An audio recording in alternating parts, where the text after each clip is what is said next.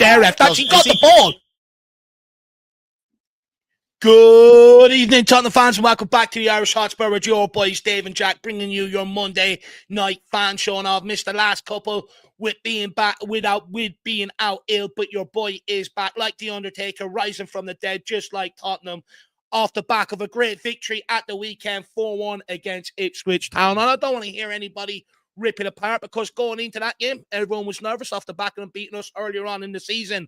So I do think this is one that we can happy clap about. And maybe was Ange Postecoglou right all along? When I get my players back, you will see a dramatically improved Tottenham Hotspur. It will make a difference. So come on and let us know your thoughts about that, because this is your time to shine. This is your time of the week where you guys can come on and have your say. For all fan show members, we really appreciate you. We love you, and we want to hear what you have to say. The link is up in the community section. Get over there, click on it. It'll bring you into the back end, and you can come on and have your say on all things Tottenham. A couple of other bits of news today as well is Christian Romero is back in training. Now, will we see him? Some would say perfect timing. International break coming up on the horizon. No wonder why he's back. But look, what to expect from Romero. A lot of rumours circulating that maybe he wants out. He wants Real Madrid in the summer. So should Ange persist with him and play him? Or should he go with what's going to be here, committed beyond the end of the summer? And also, Rodrigo Bentancur looks like he could get a new contract here at Tottenham Hotspur today as well. I believe that the contract rumours are in preliminary stages over a new contract. But willingness from Spurs to extend the midfielder's term. So let us know how you feel about that, because Bentancur has been a controversial one. Look, people like me, and I think I'm going to speak for Jack here. I think Jack thinks along the same lines with me around Bentancur. We call him Mercedes Benton class over here, because we do think, that when he is fit and available and on it, he brings a lot of fluidity to the game. He brings a lot of calmness, to what we're trying to do here. It's not as end-to-end when he is in that midfield. And we just think he's a lot more reliable than Yves Bissouma. But some would argue, look, with the length of his contract that he's already had, the last couple of years, injuries, suspensions, etc., is it time to move on? Because a lot of people are starting to highlight the midfield, actually, that it really needs restructuring ahead of the new season. So let us know how you feel on Rodrigo Bentancur as well. Any Brennan Johnson fanboys out there or fangirls, feel free to come on and hit back at myself and Jack.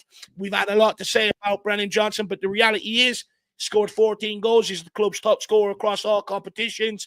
So, come on and see if you tell us what we're missing when it comes to Brennan Johnson. The only person that's not allowed is Dermotron, because, he sways week to week on Brennan Johnson, so he's not allowed to come on and, have a go at us. And also, James Maddison was back out speaking, potentially an England call-up on the horizon. Do you play him against Man City? Do you bring in Papa Matasar also, who likes a goal against Man City? So lots to talk about tonight, guys. Jack, anything else that I've missed there? No, I think plenty of good talking points there. I'll answer the first part. I am happy clapping, and I think plenty of Spurs fans are. It feels good to be on a win streak again, and potentially even talk about 4 in a row. It just feels good to even, think about and ponder over. So Ange Postecoglou, I think he's given himself, a lot to look forward to, with these 3 wins in a row. Can he make it 4? Can he get the Spurs fans happy clapping again? But yeah, plenty of good talking points. But love the intro, Dave. Fair play. Well, it'd be absolutely brilliant. Look, Man City ain't going to be pushovers, right? They're still looking to get that top 4 spot, which I can't believe we're saying when it comes to Man City. But we're looking to make a late charge. If we could put the win on the board, that puts us on 36 points, only 8 points off Man City. Then it makes you start to wonder, could it be done? So it'd be very interesting there. So I do think we could really do with a win here, a Wednesday night. I keep saying Thursday. For some reason, I keep thinking the game is on Thursday. But look, let's welcome people in at home that's tuning in, and then we'll start going through the guests. We've got Dermotron, Brad Matthews. We've got the General, a.k.a. Chris. We've got Rhyo, and we also have Eugene. I think Donovan was in the back end. Not sure whether he's popping back in or not. But let's start with the comments. We've got Rhinos in the back end. Big up, Dave and Jack. Hope you're all both well, healthy. Love you both. Can't wait to speak to you both. Much love. Keep up the good work. Really appreciate that, Rhino. We've got Dermot's new channel in here. Some guys get over there and smash the subscribe button, where he does all sports: Gaelic football, rugby, Formula One, Super Mario Kart. It doesn't matter. He covers it over there. So make sure you get on that. We've got Shemi Tam in the house to say, Dave and Jack, hope you're both well and you're still feeling good. Dave and Jack has gotten rid of the crazy shower cap. Some people didn't think it was crazy. Some people think it was lucky. It looked like Shem, from the last game. It's just, I don't think I want to try to juice all the luck out at once, on just regular streams. I got to reserve it for match days, kind of what I'm thinking now. And we'll see how it pays off on Wednesday. Oh, so it's out Wednesday. I think that was the big question, or my next question anyway. Will it be making an appearance Wednesday? I think when you win a game 4-1, I think, you've got to wear it again. It actually garnered a hell of a lot of tension, actually. A bit like the flat caps when we first brought them around, actually. But big up, Shem Tam. Big up, Adrian. Good to see you, sir. Hopefully you're keeping well, my man. Really appreciated being on Friday. It was good to speak to you. And Drew, Shawnee Brown says, and hope springs eternal. Come on, you Spurs. Love that. Effing hell says 3 on the bounce. Come on, you Spurs. I mean, look, it's rare. We're using terms like 3 on the bounce. We have the luxury of being able to rotate. We're using all these alien words that we haven't been able to use this season. It's great times, effing hell. JBCLE, come on, you Spurs. I'll smell a tail first Premier League goal. Look, be interesting, because for me, I don't think he is a striker. I think he is much better suited to being out wide. But you'd make the argument against Man City. They're probably going to. It's probably going to be a little bit more space for Tel to run into. Would it suit him? It's a hard one to know. That's maybe another discussion. Who do you want to see up front? Dane Scarlett did come off the bench with a nice little cameo appearance. Big up, Danny Boy. Good to see you, the best winger in the business, and I can comfortably say that, my man. Good to see you in the house. We've also got Mary W. Good evening. Hope you're well. Hopefully you're keeping well, Mary. Great to see you. We've also got Connor in the house. Big up, lads. Great to see you. Scotty Hynam says, big up to all. Come on, you Spurs. We've got Sheriff Coke Contest. Look, that's quite a mouthful. We're just going to call you Sheriff. Good evening, Spurs family. Good to see you, Sheriff. Connor says, I'm heading to the Bournemouth game. I've been to 11 Spurs games and we've never lost. Hopefully this isn't the first. We need you. We've got news. We're going to the Crystal Palace game on the 10th of May.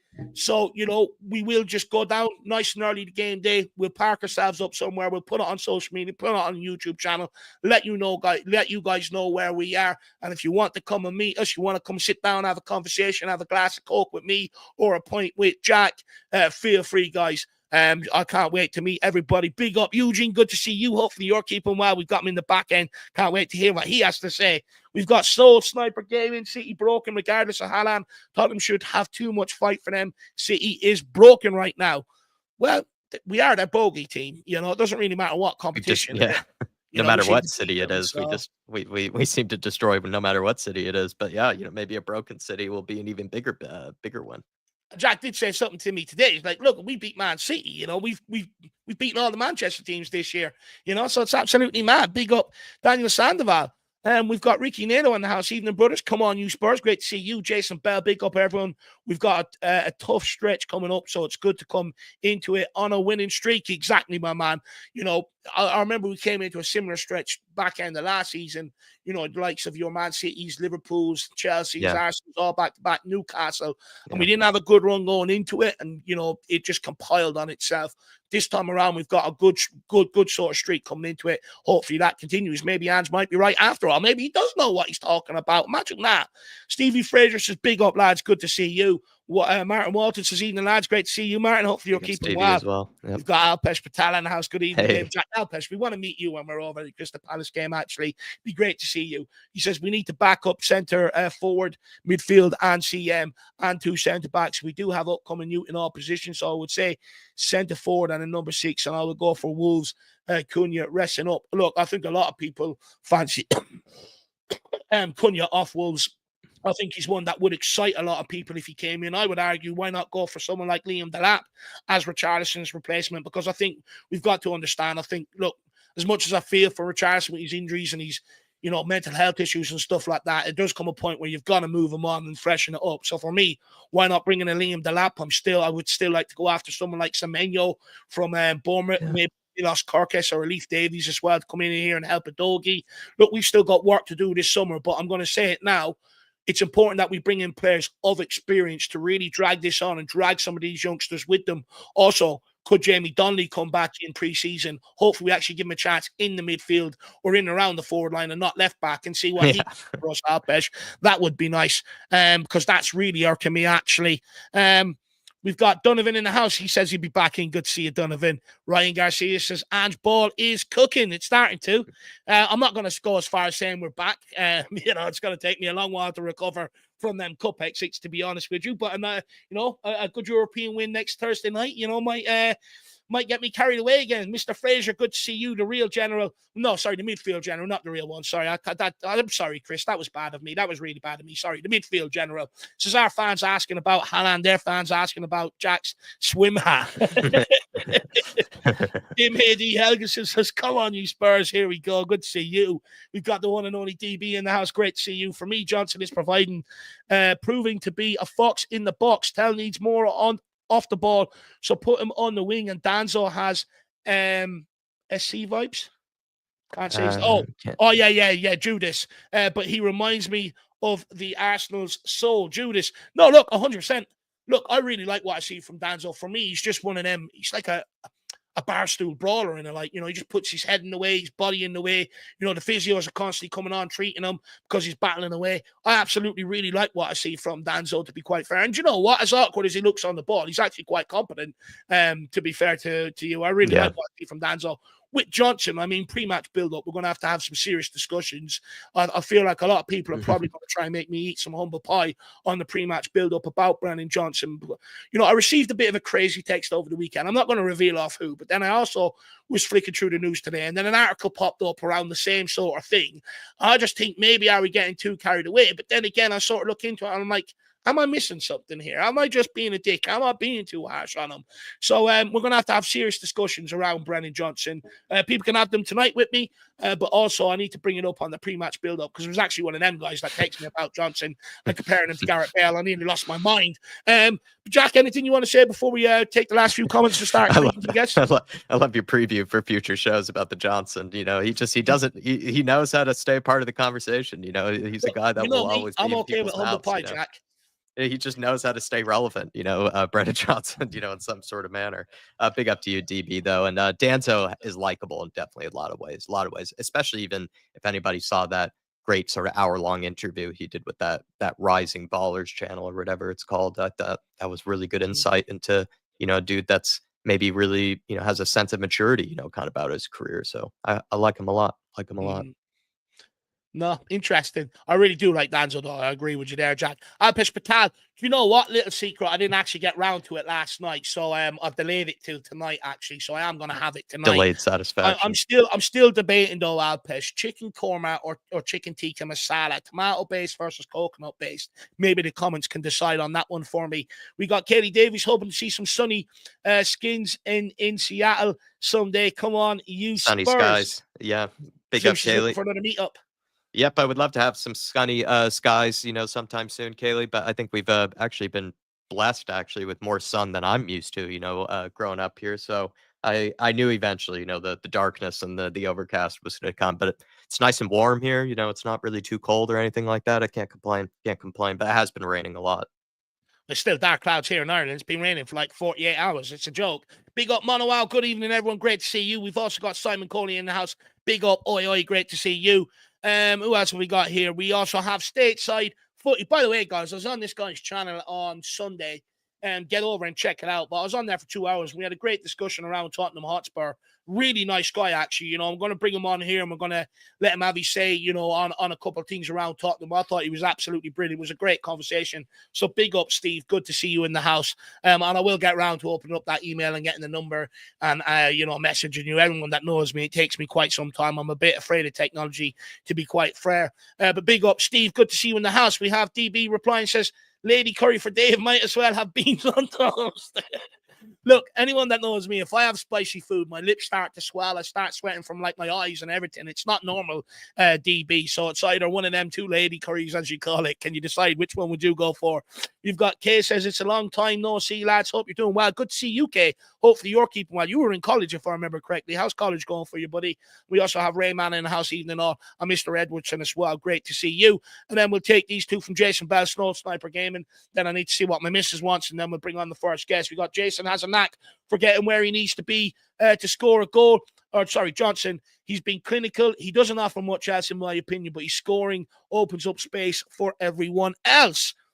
with no better person to come on. I'm sure Dermot will have raving reviews of him now when we bring him on. Then we have Soul Sniper Gaming. Johnson is not a dribbly winger. He's playing on the winger, but he's not a touchline dribbly winger. He's a forward playing on the wing. He's a fantastic, he has a fantastic instinct. So you're more talking about like what you would call modern day inside forward, more so than a winger. But look, feel free to come on and tell me and Jack what we're missing when it comes to Brennan Johnson. We're okay to eat humble pie. If you say something and I go, do you know what, fair point, I'll say no problem. Do you know what, I have to look at that a little bit differently. So feel free. So big up Stateside Footy. Really appreciate it. Hold the fort down in my hometown, Jack. Yeah, he's from Seattle. I was telling Jack about you today, my man. A lot of pressure. Thank you, though. Whenever you're back, though, it'd be great for you two to meet up. And we also have cases out of college now, lads, working around planes. Not so busy now. Oh, big up, cool. Actually. My old lad worked, with planes for a good, about 2 decades, if not longer, actually. So fair play to you, Kay. Do you work at the airport? Are you doing an Eric Dyer sort of pointing and bringing them in, or are you a mechanic on them? Or let me know what you do, Kay. But good to see you, buddy. Cool. And we also have Michael Ayandikin. Absolutely nailed that one. Says, why can't Johnson play up front?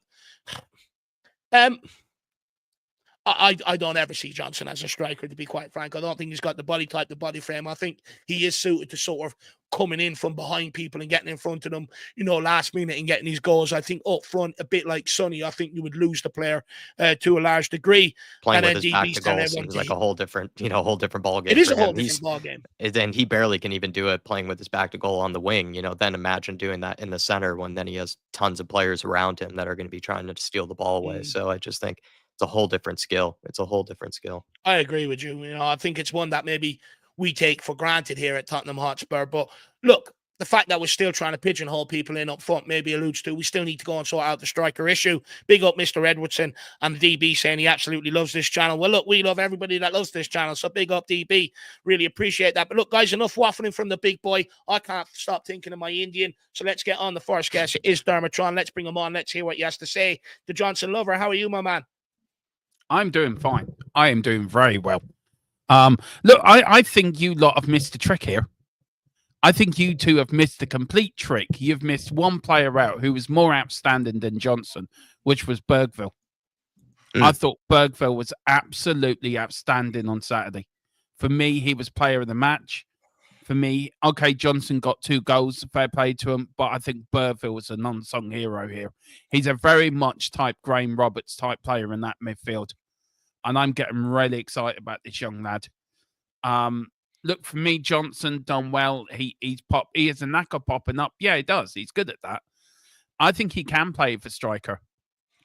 What do you think is Brennan Johnson's potential? I think this is the big debate around it. I think someone like myself, and I speak for myself only, so don't include Jack in my thoughts here, but I struggle to see, where he actually has the scope to really improve his game to hit that next level. So is this currently the best we're going to see from Brennan Johnson?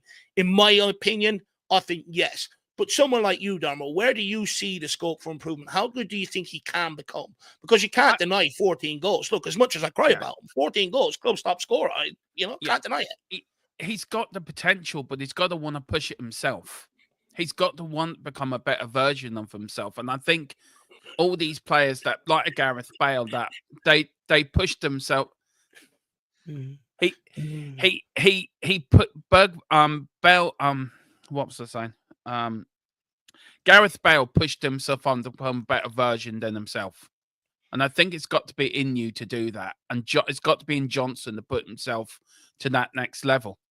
Do you know what I mean? But you look at the likes of Bergville, who's 18, and Archie Gray of 18.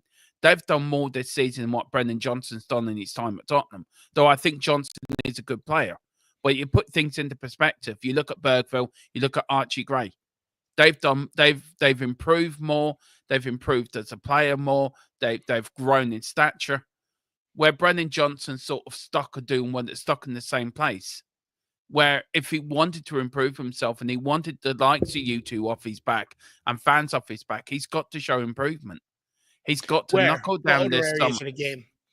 I think his crossing ability. I think he's taken on defenders. He doesn't do that. He backs off all the time.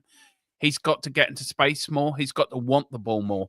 He's got to want to help out. There's games where I've done watch-alongs where Johnson has sort of hid behind the defender where Bentancur's got the ball or Bergville's got the ball, Madison, and they're looking for options and they can't find anyone. So the only option needs to go back. He needs to be a bit more confident. Give me the ball. I can do it. If you look at Gareth Bale, it was always give me the ball. I will make something happen. He's got to get in there. He's got to get that into his mindset. He's a good player. He has the potential to become a great player. He's got to believe in himself. Ange has got to get him to believe in himself. And then we may see the best of him. And maybe we might see, I can see the potential in them. That's why I back him so much. So I do see the potential in them. And I get very angry with him when I see him hiding or see him not pulling the shift, because I don't want to see that from him. He's got this potential to go to the next level, then prove it to everyone. He needs to knuckle down, train hard, improve. Stay after training. Start practicing, taking on your man, getting them crosses in. Well, some would say he is improving, though, Dermo. You know, last season, I think it took him, 20-odd games to get going. I think he finished the season with, not double digits in either scoring or assisting. I think it was like 5 goals and 10 assists or something, wasn't it? Something like that. But then this season, he's upped his output in front of goals. So some would say there has been improvement there, Dermo. Are you actually doing your boy a disjustice? There is improvement in that, but where's the improvement of taking on a man? Where's the improvement of not hiding in games? How many times have you two done watch-alongs, Dave, and both of you have lost your head over it? He's hiding. He's hiding again. Dave losing his flat cap, storming off, wanting a cigarette because Johnson's hiding again. Dave getting out Jack getting out his shower cap, just out of frustration. Which I saw it on YouTube last night, Jack. And the Mrs. Tron looked at me. She went, "That's a lovely hat. Can you not get one like Jack wears?" I mean, your hat's getting famous. Even are you sure she does? I feel like it's maybe she would want to wear it, Dermo. I feel like it's.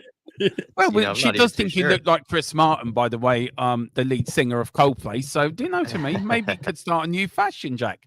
Can I ask you a quick question there, Dermo? Yeah. You mentioned a lot of youngsters there: Bergvall, Gray. Mikey Moore has been impressive this year when he's played. Dane Scarlett, his cameos since he's come back from loan have been quite decent. Who do you think has been the most impressive out of all the youngsters this season so far? I would have to put Archie Gray and Bergville. I think Archie Gray's been immense. He's not even a centre-back. And he's absolutely turned up, done the job brilliantly. I think Bergville as well. Look, I've had the luxury of watching a lot of players during the years at Tottenham. And good players and world-class players, Tottenham legends. And I see a bit of Steve Perriman and Archie Gray, and I see a bit of Graham Roberts in Bergville. He's not scared to get his foot in, but he can play with the ball. And I think, for me, we've very exciting future under these young kids. We should be damn well excited. And look, if we keep them together and don't tell them that, is Dermo, right? Well, this is the thing. This is where, in my opinion, Daniel Levy has to butt out the football side and let the football people do the talking here. He's got to keep this team together. Me and Mr. Brady were talking about it today. That there needs to be a football committee put in this, like a leadership group of ex-players to actually advise the people on the football side. They know what they're talking about. We've got a group of youngsters that are coming through. And this will Ange will get the best out of these young lads. All these players have not given up on this manager. They still will run through a brick wall. Any other manager by now would be out the door. I do think there's a lot to be said, though. I do agree with you. I do think there's a lot to be said. The fact that the trials and tribulations we've gone through, that everyone was singing off the same sort of hymn sheet all the way through it, and that they're still sticking together now. You hear a lot of them hitting back now. James Maddison was one of them, about, look what we're doing now that we have players back. We've said this all along. And I do think there is something to be said that Ange Postecoglou didn't lose the dressing room, where Conte, Jose, Nuno did lose the dressing room. Players were actively pushing to try and get them out. So I do think there's something to be said for that, for sure. Jack, any questions for Dermo before we let him go? Because I know he has his own show to get ready for. Matisse Tell, Dermo, he felt like, I thought he played better against Man United, but then in this game he kind of struggled. Are we just have to take our time with the guy, or did you have any kind of conclusions on him yet? I like him. I like what I'm seeing. I do agree with Dave. I think he's more of I think you said it or Dave said it. I can't remember. He's more of a winger than a striker. But I like him. I like his attitude. I like the way he He rarely gets the crowd going. He gives. I like when he came on against Liverpool. The first thing he did was give Sonny a bollocking for not doing something or giving a play. That's what I want to see. I want players coming on, giving each other bollockins. Stop pussyfooting around. Get on the ball and get at them. And this is what we've been lacking. We've been lacking leaders on the field. And now we've got that until we have that and Danso as well, who I'm beginning to. We need to get that player. And 21 million, I think, is the price we can pay for him in the summer. Get that done. You've got Archie Gray there. You've got Bergville there. You've got James Maddison, who's now starting to come into a bit of form. Maybe with the England team starting to be picked as well, maybe that's now starting to get his attention and maybe his focus. And maybe if he did have an argument with Ange, maybe that's all been patched up now, and maybe they've can put past the differences and work together. So, look, I think the future is very bright, and I think we can go for 4 in a row. I think we can. And look, I've said it on my channel. I'm not backing us out getting European football this year. I think we can get 7th or 8th. I think we can.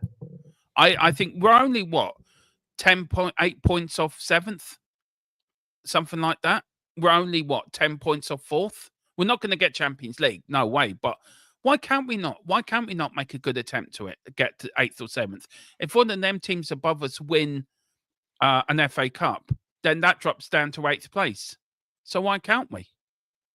If we finish 8th, we can get Conference League, and I think that'd be get a Europa League final and an 8th place in the league, which can happen. I'm not saying it can't, but it can. I think that'd be a good season for us. I think that'd be a good recovery with all the injuries and everything we've been through. I think that'd be a great end of the season for us, and then we can build on that for next season. But do you know what, Dermo? Today, most people will call you deluded. We beat Man City. Most people will be saying the exact same thing you are right now, my man. Well, Dermo, it's been a pleasure, my man. I can't wait to meet up with you for the Crystal Palace game. It's going to be neither fun. can I, actually. But look, tell everybody where they can find you before we let you go. Yeah, first I want to thank you and Jack and everyone for your kind words for Tequila. I know Tequila's video is out there now, but I want to thank everyone for the kind support. This community, and especially our ones and Dave's one, is a very kind, caring community. And I can't thank everyone enough. It means a hell of a lot to myself, to Colin, and to Tequila. And all your words and all your support means a hell of a lot to us. So I wanted to say thank you to everyone for that. And also, if you like what I have to say, join me over in THFC till I die. I've got a show there at 8. I'm going to give out to Mr. Levy about ignoring history. Dave knows I'm going back to the Second World War. So I'm going to start banging on about that. A little bit about the fixtures coming up and also about our European run. And yes, we do have a new channel as well. It is the THFC TOD Sports channel, where we're going to cover a lot of the League of Ireland stuff over there and a lot of other Premier League stuff and a lot of Premier League football talk as well.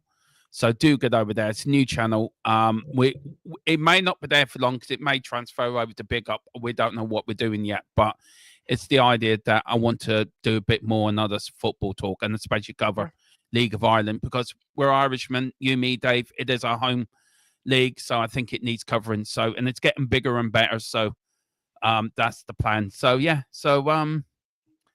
but thank you very much.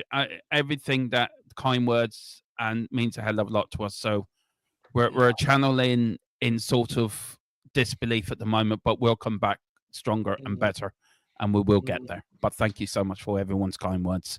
No, I appreciate you, Dermo. Look, best of luck to Tequila as well, Best of luck, my man. But look, Dermo, we'll speak again soon, buddy, all right? Yeah, see you later. Come on, you Spurs. I'll see you Wednesday. Come on, you Spurs. I'll see you on Wednesday. Have a good Wednesday. Come guys, on. this is Dermot's new channel. If you're interested in League of Ireland and stuff like that, get over and check it out. Big up, Dermo. Make sure you get over there and check that out, guys. Brilliant there from Dermo. Good chat with Dermo, actually. Very good chat. Enjoyed that. Got Phil Coyce. Good to see you, my man. Speaking of chat, we need to have a chat sometime soon. We haven't spoken in ages. But myself and Jack will be there for the Palace game. It'd be nice to meet up with you, Phil. Good to see you, buddy. Hopefully you're keeping well. We've also got John Lee says, what's the point of 7 or 8 this season? No trophy. Look, although I agree with you, it's no trophy, it's not success, but you still want to finish the season as best as you possibly can, right? You want to sort of try and build some bit of momentum, to kick off the start of next season with, rather than being in turmoil all the time come the end of the season. Although I do agree with you, trophy would be nice, but look, we're still in Europa. Let's see how that goes. And we've got Ribsy85 says, I thought we'd already established Manchester belongs to us this season. How much punishment can one ugly city take? Or punishment? No, exactly. Look, I'm pretty sure Guardiola will probably try and do something to try and get the game called off, a bit like Mikel Arteta during the COVID season, too scared to play us, But look, we go into this game full of confidence. Even if we were on a losing streak, we'll still be confident. So said, you know what? This is where we'll turn our season around. We always beat Man City, but it's good to see you. It'd be nice to have another chat with you one of the days, my man. See where you're at with Tottenham Hotspur and Ange Postecoglou and that, all that. Now you're flying low lately under the radar, Ribsy, but it's good to see you, buddy. Hopefully you're keeping well.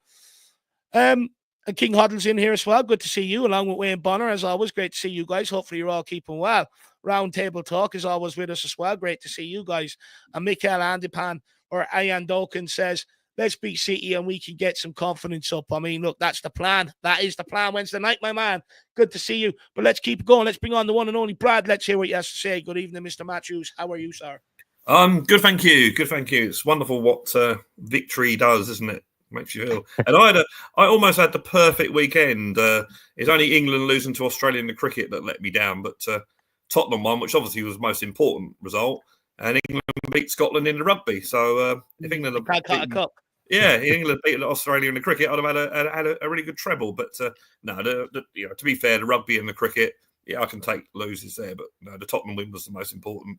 And a strange game because I could only I got a live stream on it from this thing. You basically pay £5, and I could only get on for the second half because it took me bloody ages to actually get the stream going. So I missed all the excitement, but I did see the second half. Although it did kept buffering, but I saw the main bits. I had to turn my phone off. Because it was running about 5 minutes behind, and I didn't want to get all the notifications of what was happening. But no, it's very pleasing, very pleasing. You had to really go through it, sounds like, Brad. But for this game, did it give you any, maybe even the score line, or just the fact that it is 3 in a row now for Spurs? You getting the feeling that maybe Ange was right, about the whole, injuries, that type of thing, and the rest between games, how important that is. They didn't get a lot of rest in between games, and now they do have that. Was Ange maybe right about some of the complaints he had? I think we've seen an improvement in the last couple of games, the Man United games, with the people we're able to bring off the bench. I guess really we will only know the real answer at the end of the season. Because at the end of the season we can say, well, those injuries obviously did cause problems, or we can say they weren't the reason. So yeah, I thought maybe, although to be fair, Vicario, apart from that first 15 minutes, which I saw on Match of the Day, Vicario didn't really have a lot to do in the second half. He only had, I don't think he had any saves to make, and the goal they did score was, 4 of them were offside. So. I thought the score might have flattered us a little bit, but hey, I'm going to take that. We haven't beaten we haven't beaten Ipswich in almost a quarter of a century. So mad. Mad. So I'll take that any day of the week. It was a good positive win on the day, scored 4 goals. We played well. We controlled possession a lot. Don't get me wrong, there's still problems there, but hopefully with the more wins becomes more confidence and stuff like that moving forward. I just want to take this comment here from PH family. Good to see you as well. Hopefully you're keeping well. Says, going out both the domestic cups really hurt. We'll take more than 3 wins to get back on the bounce to get me back on board.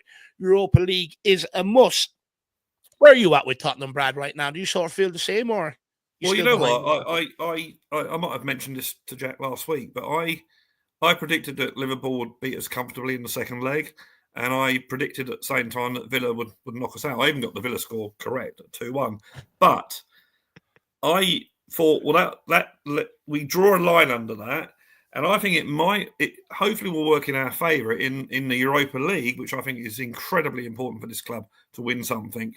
In that the talk of relegation was stupid, absolutely stupid. But we're well clear, 16 points clear. There's no way in the world we're ever going to get relegated. That means that we can now, without the cups to worry about, we can now play a full strength team in these Europa Leagues. And let's face it, we are one of the favourites, but there are still some decent teams in there.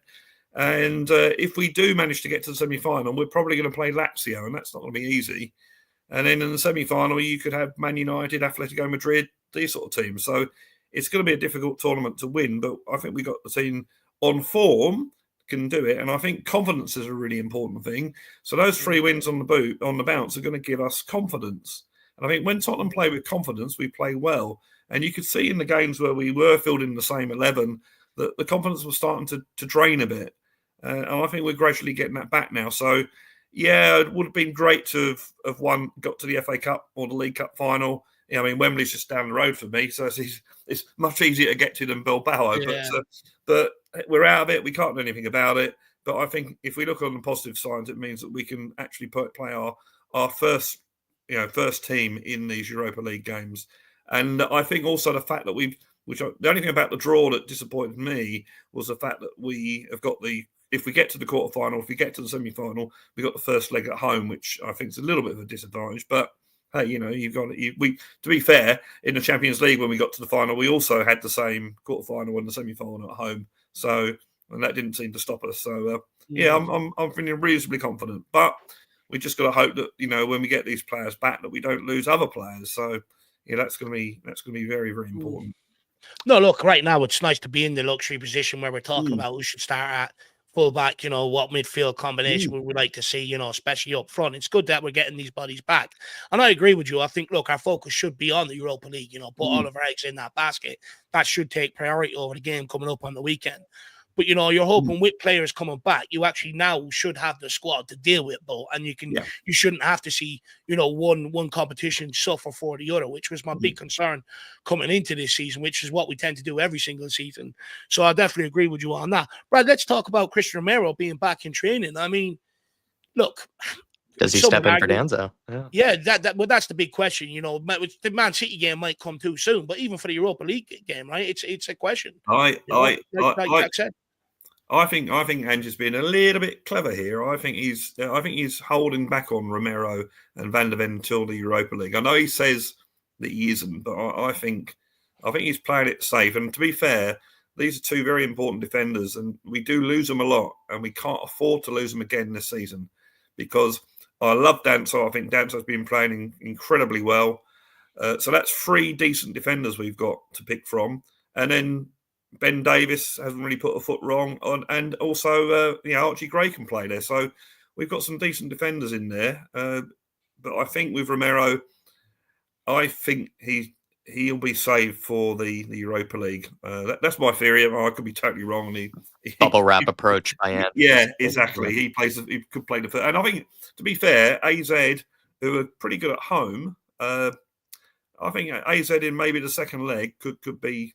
It provided he's still on the road to recovery, AZ in the second leg, that could be the ideal place in front of the home crowd where you probably aren't going to be as pressed as much. And what they more or less did with it's almost like they did that with Mickey van der Ven against Elfsberg. It's almost like they did that to just see how he went, in that first half.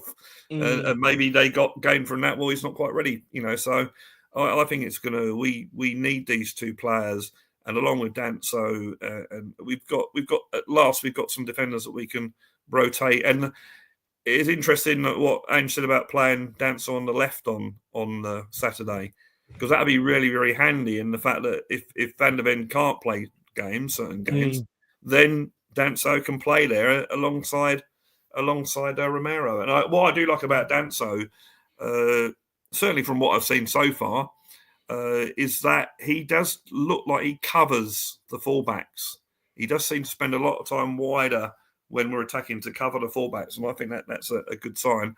But yeah, let's see how we go. I mean, I think he's also a leader. Can you compare him already to Dragusin, in the performances you've seen from Dragusin? Is it just noticeably better, maybe, in comparison? I think he's more more experienced for a start, and he's played in the Premier League before as well. So I think as far as organising the back 4, he does that. And when I saw the Man United game, I more or less sit where when we're attacking the other goal in the first half, I'm not literally sitting where our back 4 are. And yeah, you can see he's organising them. And Archie Gray, I think, has benefited from that because, as to be fair, as well as playing alongside Ben Davies, because he's got these experienced players that can tell him what to do and where to be and that sort of thing. Whereas I don't think Dragusin has got that experience at the moment because he's obviously a young player. And the thing about Danso, I think what we might be a little bit careful on is that I think Dragusin really impressed me when he first started playing for Tottenham. and then he sort of went off the boil. So let's hope that doesn't happen with Danso. But certainly what I've seen of Danso so far, and he just throws himself into it. And you can see he loves being here as well. He's it's a privilege for him to be here, and the players Seems seem hungry. to like him. Yeah, exactly, and that's what you need. You need that. Yeah, very well put, Brad. Very well put. Last question I have for you, Brad. Bentancur emergence that he's possibly going to be signing a new contract at Tottenham Hotspur. Do you agree with that? Do you think he's deserving of a new deal? I think with Bentancur, we have to be aware of the fact that this is a guy that when he first came to Tottenham was, better than sliced bread. Had a massive World Cup with Uruguay. He was one of the best players for them in that tournament. And then he suffered 10 months out with a knee ligament injury. Then he came back, and then he was out again with his ankle. And then when he came back, he got banned for 8 games. So he's not had a lot of football. And I think it's going to take him a little bit of time to get back into how he was, before he got the knee injury.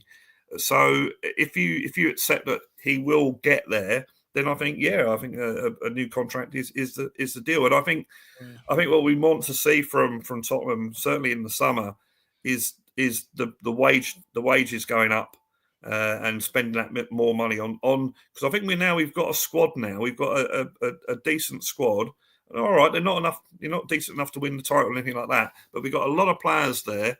And I think now we've got to start adding quality to this team. Yeah. Whereas in the past we've spent, all of our money on 5 or 6 average or good players, average to good players. Now we need to spend that same money on 1 or 2 quality players. 100% agree. Yeah, it's not that easy because don't forget this is a club that hasn't won a lot. But I think we also seem to forget how big Tottenham Hotspur as a football club is. I mean, even Gary Neville was saying that we're bigger than Manchester City. So make of that what you will. You can still sell us. I think what he meant was on the size of the club, and its supporter base out all over the world, its history, that sort of thing. But now we've got to prove that by obviously winning stuff. Look, that's the next step. That's the hardest step it's the step we can't seem to get right, Brad. But look, this is where I think this is where whoever the board is, whoever, if we do get new owners, whatever, this is where we need to up our game and start thinking like winners. Because at the moment, Tottenham Hotspur Football Club do not think like winners. Yeah. Now, Man United at the moment are in a really, really bad position, bad spell. But you know that them as a club are thinking, no, we want to win the Premier League. I don't think Tottenham think that way. I think Tottenham think, Champions League, that's what we want to get, top four. And I don't think that's the right attitude. Pochettino had that attitude to win the Premier League. And I think, people might laugh, I think Ange Postecoglou's got that attitude as well. But we as a club have got to get that attitude. So when it comes to signing these players, there's no use going for a player, we're going to get him because he's available on free. Because that's not what a winning club does. So I think we got to step up there, and that's going to be wages. Going to be, we got the revenue. Obviously we might need a bit more investment, but shouldn't be any excuses anymore. It just has to be done. Exactly. Really well put at the end there, Brad. I actually just nodding my head. It was like almost should be. And it was really efficiently put as well, Brad. So fair play to you, sir. Good to have you. Good to have you back with us. It's a pleasure to be back. It's a pleasure to. I said in the back room, I do get a bit down when we start losing, and then you look at social media and it's basically telling you you're crap and this sort of thing, and that's why I sort of tend to tune out of it, and it becomes white noise to me after a while. So yeah, now the wind's coming back, So totally. Well, Brad, we'll hope to see you for the next one, and maybe if you're available for a show or two, we'd love to have you. For sure. I've got to spend a bit of time on my music, I have to say, to get this next song out at the moment. It's whatever your priorities really are. Dragging along at the moment, but hopefully it'll be a new. We do need a Jed Spence song, Brad. I mean, if that's one that you can cook up in the works, that'd be brilliant. Well, I still I think there is one for him, isn't there? I think. It's I need to go and listen. Shawnee came up with one for the fan base. It's a Kylie Minogue song, isn't it? Did it up on Jovi. I'll go and look for it after this. Anyway, Brad, really appreciate your time, and I can't wait to meet up with you when we're over for the Palace. Yeah, I look forward to that. Definitely look forward to that. We'll definitely do that. The weather will be a lot better for a start. So, but yeah, that'd be really great. But thanks, guys. Thanks for the support that you give me, and everyone to Kick the like and subscribe and all that sort of wonderful things, and all the other channels that are out there, because we all got to support each other. That's the way it is. But Well done, thanks for sir. having me. Well And done, come on, sir. you Spurs, and Come on, you Spurs. celebrate everything. Celebrate everything. Well done, Brad, as always. Big up, Brad. Do you know what? I love Brad when we're winning. You know, he just absolutely revels in it. You know, just like I do. You know, and I absolutely love to see that. I Guys, thought he had some please truth get bombs. I thought he had some good truth bombs at the end there, especially when, he spoke about just signing quality now at this stage. I completely agree. And some other points to that. So fair points, but well done. Yeah, he's used to it though. He's a regular. He knows how to do it. Very, very well done, Brad. Very well. No, I like Brad as well. You know, he's got his own opinions. You know, even if he has no problem disagreeing with me on something or you on something, and that really like that about Brad. But guys, please get over, check out his music here on Blue Sofa Songs. You know, a Spurs fan out there trying to do his thing. So please get over and smash that support button. Do you know, just listening to Brad there as well, I had a bit of a thing. You know, we should look to get some people together. You know, that have been around us a long time and stuff like that, and see if they want to do something for the channel, have their own show together or something like that. Be something worth looking into if that's what people want to see. But big up, Brad. Good to see you in the house. Take a few comments here from the chat and we'll kick on and bring on the next guest. We've got PH Family says going out. Look, I feel the exact same way. It's hard because there's not a lot to look forward to. I'm hoping next Thursday night with Europe coming back around, I'll sort of start to get that excitement again between now and the end of the season. John Lee, look, no, I agree with you. Look, I agree with you. We should be prioritising the Europa League. That should take priority. But in terms of league, I do want to try and push up the league, if you know what I mean. I don't want to be sitting down in the bottom half of the table. We've got IrishHotspur. What from the last 3 wins gives everyone confidence we can go all the way in Europa. 3 lucky wins is all could easily have been lost. Look, for me, I think it's just looking at the draw. Should be beaten out now, put you in a quarterfinal. I think then, you start to feel a little blood downstairs, right, IrishHotspur? It starts to rise a little. It's hard I'm not saying we're winning the Europa League, or anything straight away, but I am going to take the 3 wins and I am going to be happy about it. But I'm in the same boat as other people where it's like, I'm not saying there aren't holes still, there aren't weaknesses or anything like that, but at least we're winning and at least we're showing some, kind of improvement, I think, in the past few weeks or so. Big up, IrishHotspur. Good to see you. Sports Lover says Ange's building a young team. Lots of moving parts involved when you put the new players together. Next year, the Spurs will be a more mature team. I get what you're saying, but we can't keep being blind to this. We still have some young players. We still got someone come back on loan that might fill in around the team. You're still going to see ups and downs. I can't stress this enough. If you love Ange Postecoglou, do what I done in the summer. Don't happy clap the transfer window because you think it's back in Ange. It's not. It's actually contrary. It's going against them. Demand that we get proper quality signings in here to help kick this on. Big up Spurs lover, sports lover. We've got King Huddle. The injury crisis took away our identity as a team. It's important to reestablish that in the remainder of the season. And that I fully agree with you, actually, King Huddle. Very well put. It's something that I was trying to convey in the pre-match build-up, just didn't convey it as well as you did. That, for me, performances do matter. I do want to see a massive sort of increase in how we dominate the ball, create chances and stuff like that. IrishHotspur says, am I the only one that thinking we could be starting? Oh, no, this is him saying about Romero, coming back just in time for international break. But am I the only one starting to think we could possibly start the season without Romero and Van de Ven? I think there's many concerns around it. I mean, in world football, who doesn't want Van de Ven and Romero, to be quite frank with you? I think they're both fantastic players. Where are we? Wayne Bonner as well says, I like Danzo, good defender. I'd cough up the transfer fee and get it done. I can see us possibly moving Dragosin on in the summer. I think it's an obligation to buy. So someone brought up earlier that, he's practically ours, unless something incredible were to go wrong or something like that, you can get out of it, but it's pretty much he is ours. Now, happy days, because I really like him. I agree with you. I'd move on Dragosin, to be quite frank. I don't really think he's got that. I don't think he'll be what we need moving forward, especially if we're going to go on from here and try and be a possession-dominated team. I don't think he's the right guy. Colin Turner says, we will score goals against City. It's a question if we can limit them to score, and Danzo is getting better with every game. Gray's 18. It's just he's adjusting very well. Do you know what I like about Archie Gray the other day, actually, is the fact that, look, he found it very tough, the opening 20-odd minutes against Liam Delap. But he didn't go and hide. He didn't just go, give up. He grew into confidence, you know. And what I really like actually is Danzo came across at times to really help him out, and I really like that, you know, seeing that. It's really good to see Colin. Absolutely spot on. Big up Destiny as well. Good to see you. Hopefully you're keeping well. I haven't spoke to you in a while.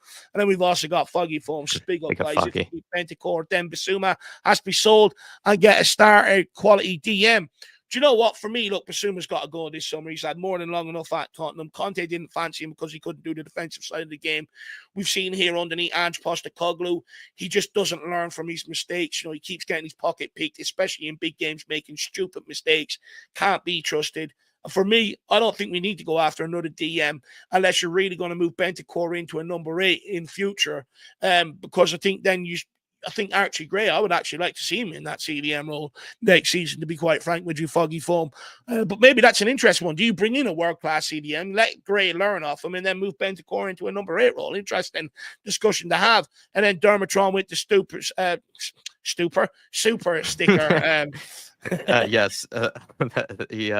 It was one, and it was, I think, just ha ha ha ha ha was the, let me try to find it here. There it is. Yeah, brilliant. Probably just laughing at some sort of Mario, you know, kind of image that maybe got brought up earlier. Big up to you, Tron. Thank you, sir. Appreciate the love. And big up, Tron. Really appreciate the love. Really appreciate the love. All support really helps out the channel. So really appreciate that. And then Matthew Breaker says Dave likes 50 Cent for sure. Do you know what? I really did like 50 Cent growing up, actually. And I think Danzo is the spitting image of him, to be quite frank. And I really like what I see. And he's just hard as him as well, as tough as him, which I really like to see. But look, we are going to keep it moving, guys. If anyone does want to come on and have to say, like I said, we're going to leave the link up in the community section for about another 6 to 7 minutes. Then that stage, it'll be up for an hour. So register your interest if you do want to come on and speak to us. If not, you know, feel free. If you do want to show support to the channel, you know, you can grab that channel membership. Gives you different access to different perks and stuff like that. Why not have a look at it? But look, let's keep it moving. It's time to bring on the general. He tells us how it is. It's the one and only Chris. He doesn't like sugarcoating things. How are you, my man?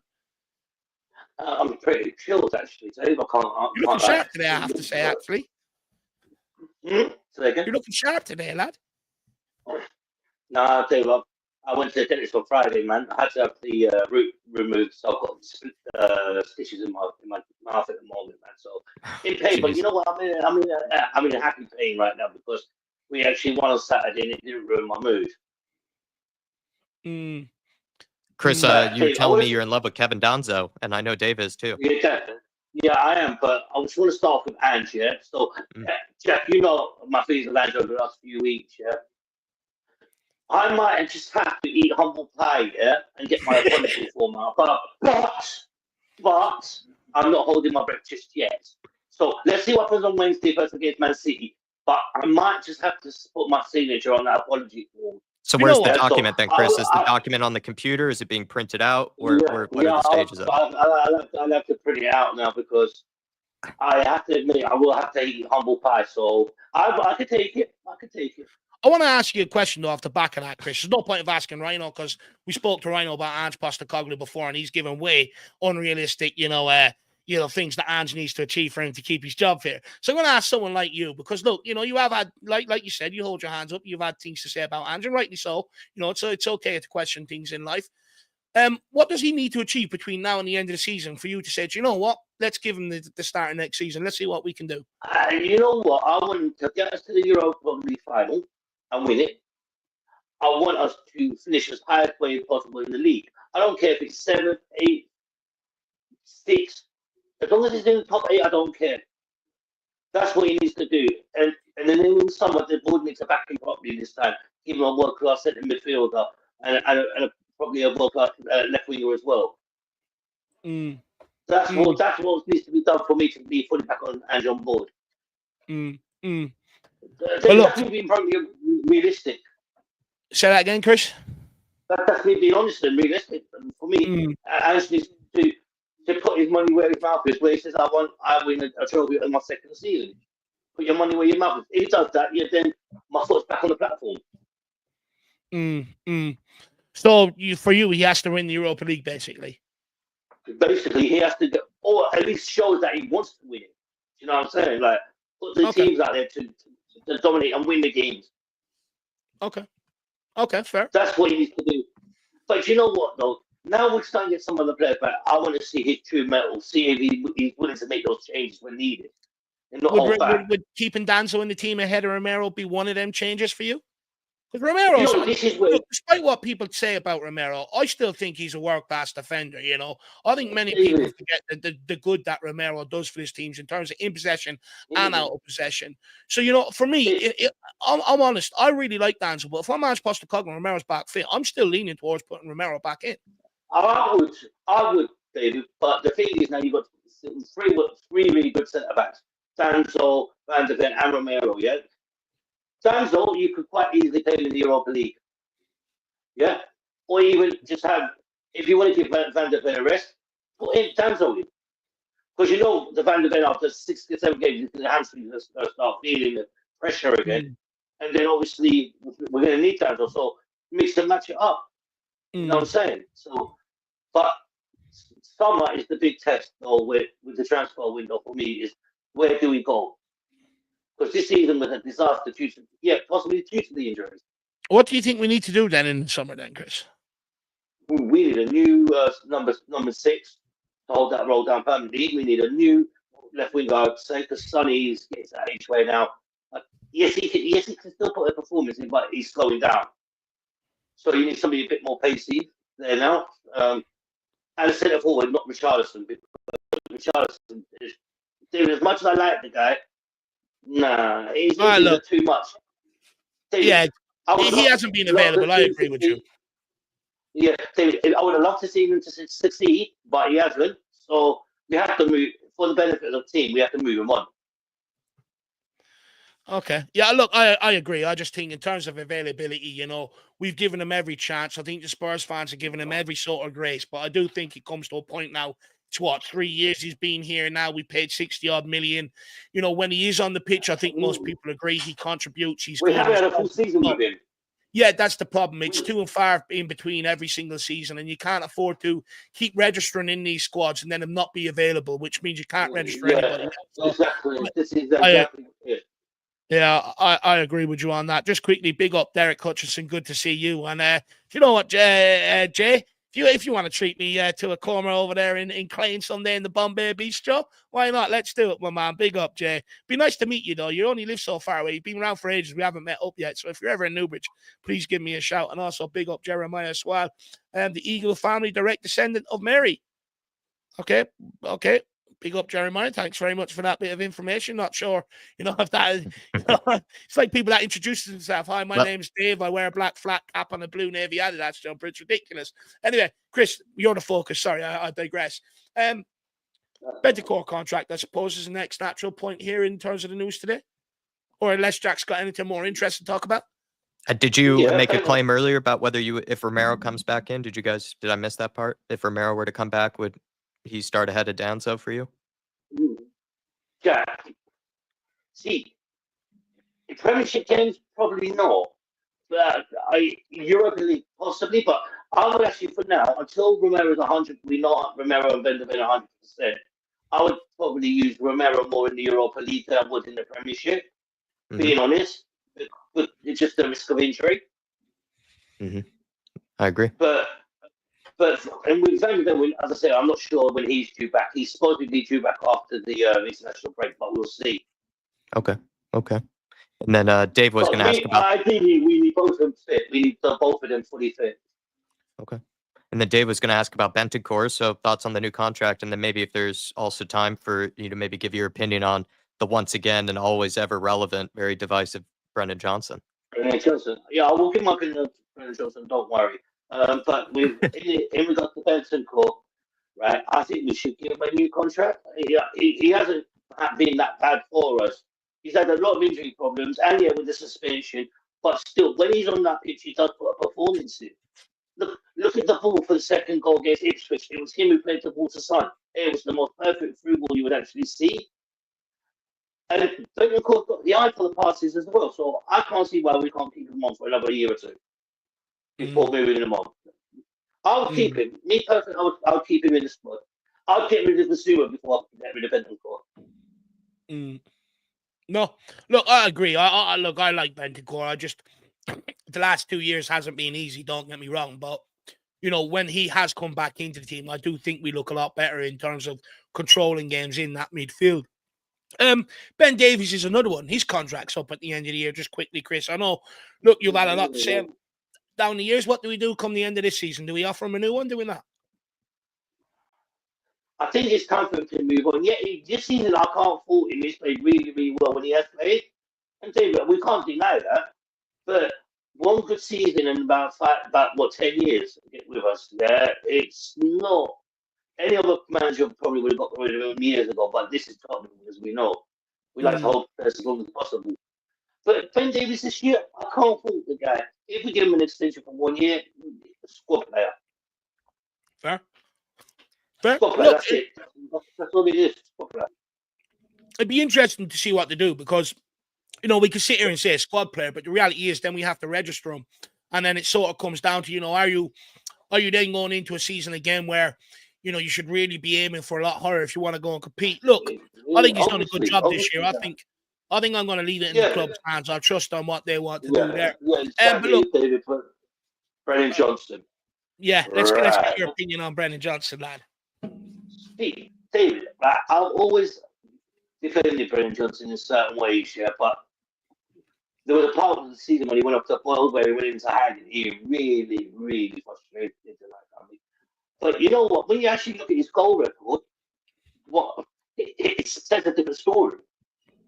The thing is, the only major criticism for me for Johnson is that he hides too much in certain games, and his crossing is really a bit wonky. But apart from that, his goal scoring record, you can't complain yet.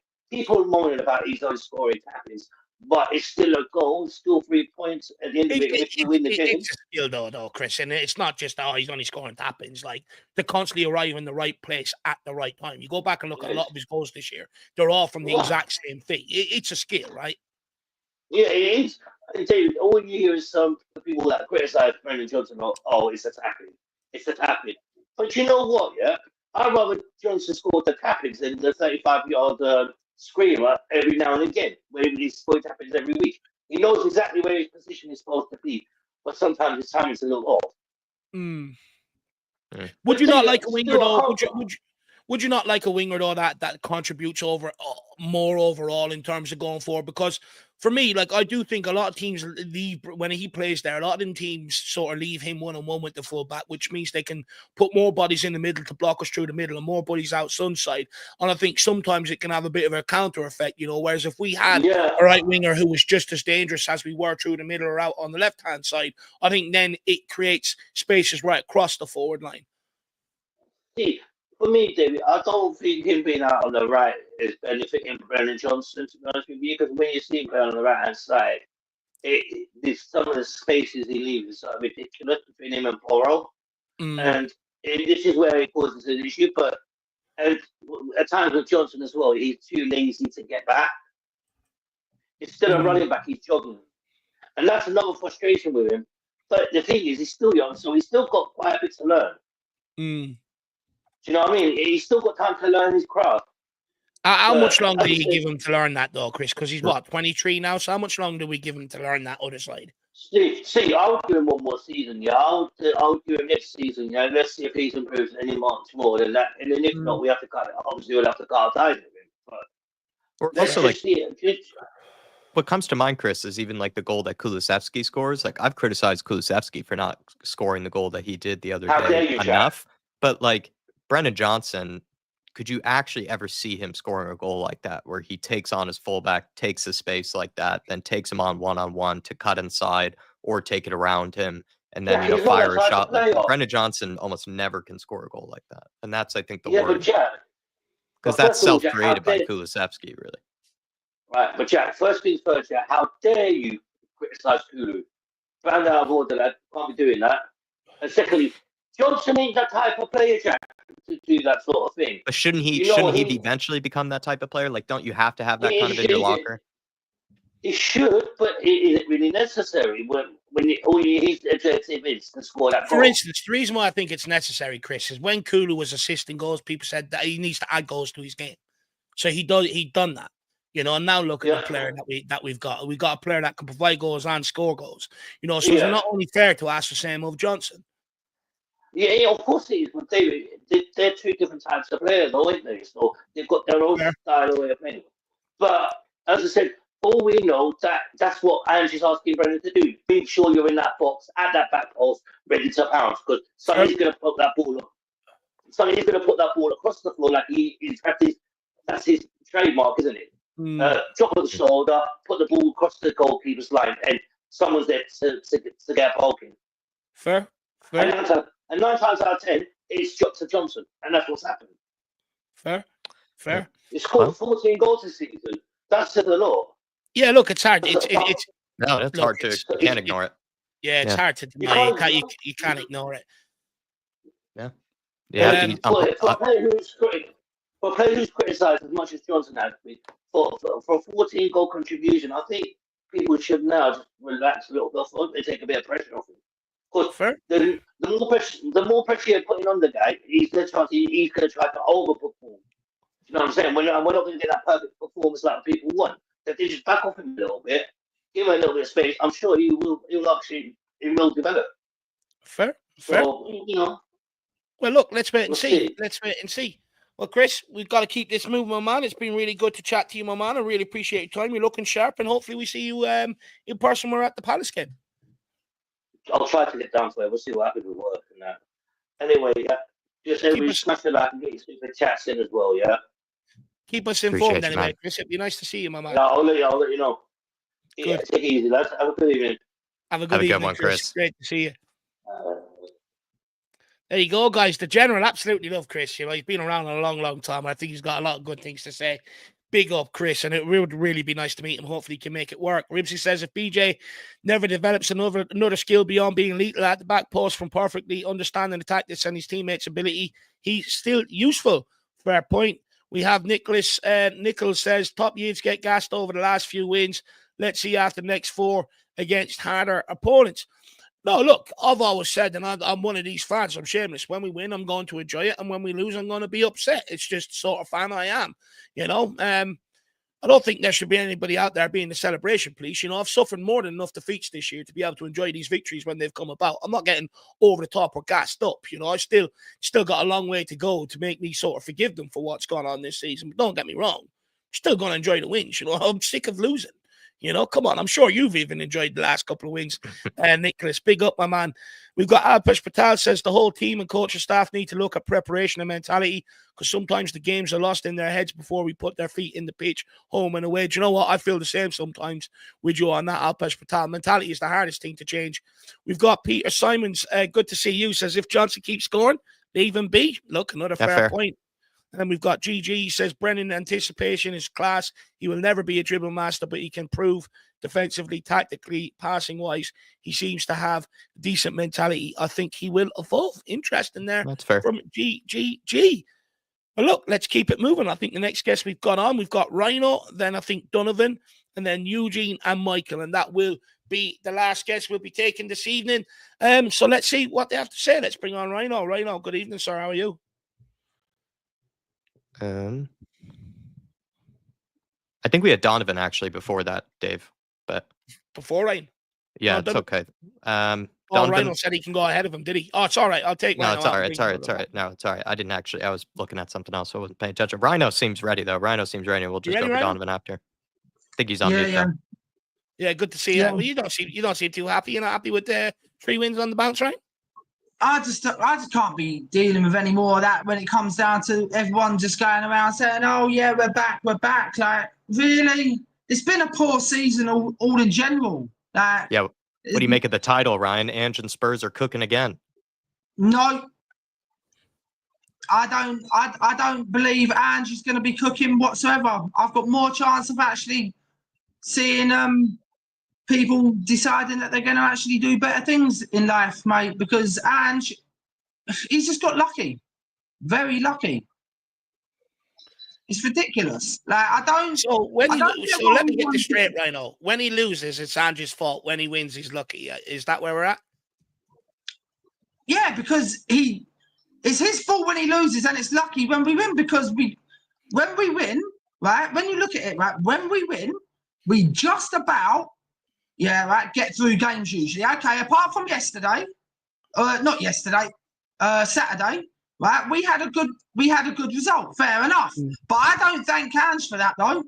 I'm Ange out, Levy out, and everybody else out. I don't want Ange in the club. I am done. I've been done for day dot. Can you not still be your Spurs fan though at heart, right? Can you not still get enjoyment out of the victories even though you don't agree with the owners and the manager? Surely you can still enjoy the wins, right? You're a Tottenham fan. No, I can't. Because it's boring football, Davo. Right? It's absolutely boring football. I can't be dealing with listening. But do you not think it's improving with the players coming back? Do you not think it looks better? That would be the argument some people would make. People can make whatever argument they want. It's down to Ange to literally have been doing this all year round. Like a Pochettino kind of manager. But he's not. He's come from, and I've said this so many times, right? Yeah? Where he's come from the Scottish League and he is absolute trash. Because the Scottish League isn't one of the top leagues in the world. He hasn't done it in a top league. What do you say, Ryan, if he gets Spurs to a European final, if he gets us to the Europa League final, do you think that's a potential way for you to start buying back into him?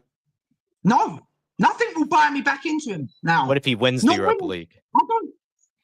I don't want him at the club. I'm past even caring about trophies, about anything. I don't want him at the club, full stop. And I don't want Levy at the club, full stop. I don't want Lange at the club, full stop. I don't want Enoch, anybody. I want all of these gone. I want the Qataris in now and a whole new start. Well, I was going to ask you about them. You know, that seems to be the latest rumor. I mean, do you believe it? Because from what I read, Ryan, even if they do take over, Levy's still going to be a part of the structuring and that in the club, and it's going to be more of a phase buyout. So it's not going to happen overnight. But, you know, do you believe in the rumors that the Qataris, you know, are looking to do a takeover? I hope so. I'm done. I'm done with this club until there's a takeover now. I'm done. I don't even watch games anymore because it's that painful. I'm done. This whole club has got me to the point where I'm done with everything. Okay. Yeah, look, I think there's a lot of fans out there that probably are similar to you. You know, look, look, I'm pretty pissed off with how this season has gone. Don't get me wrong, Rhino, you know, in terms of going out to cup competitions and stuff like that.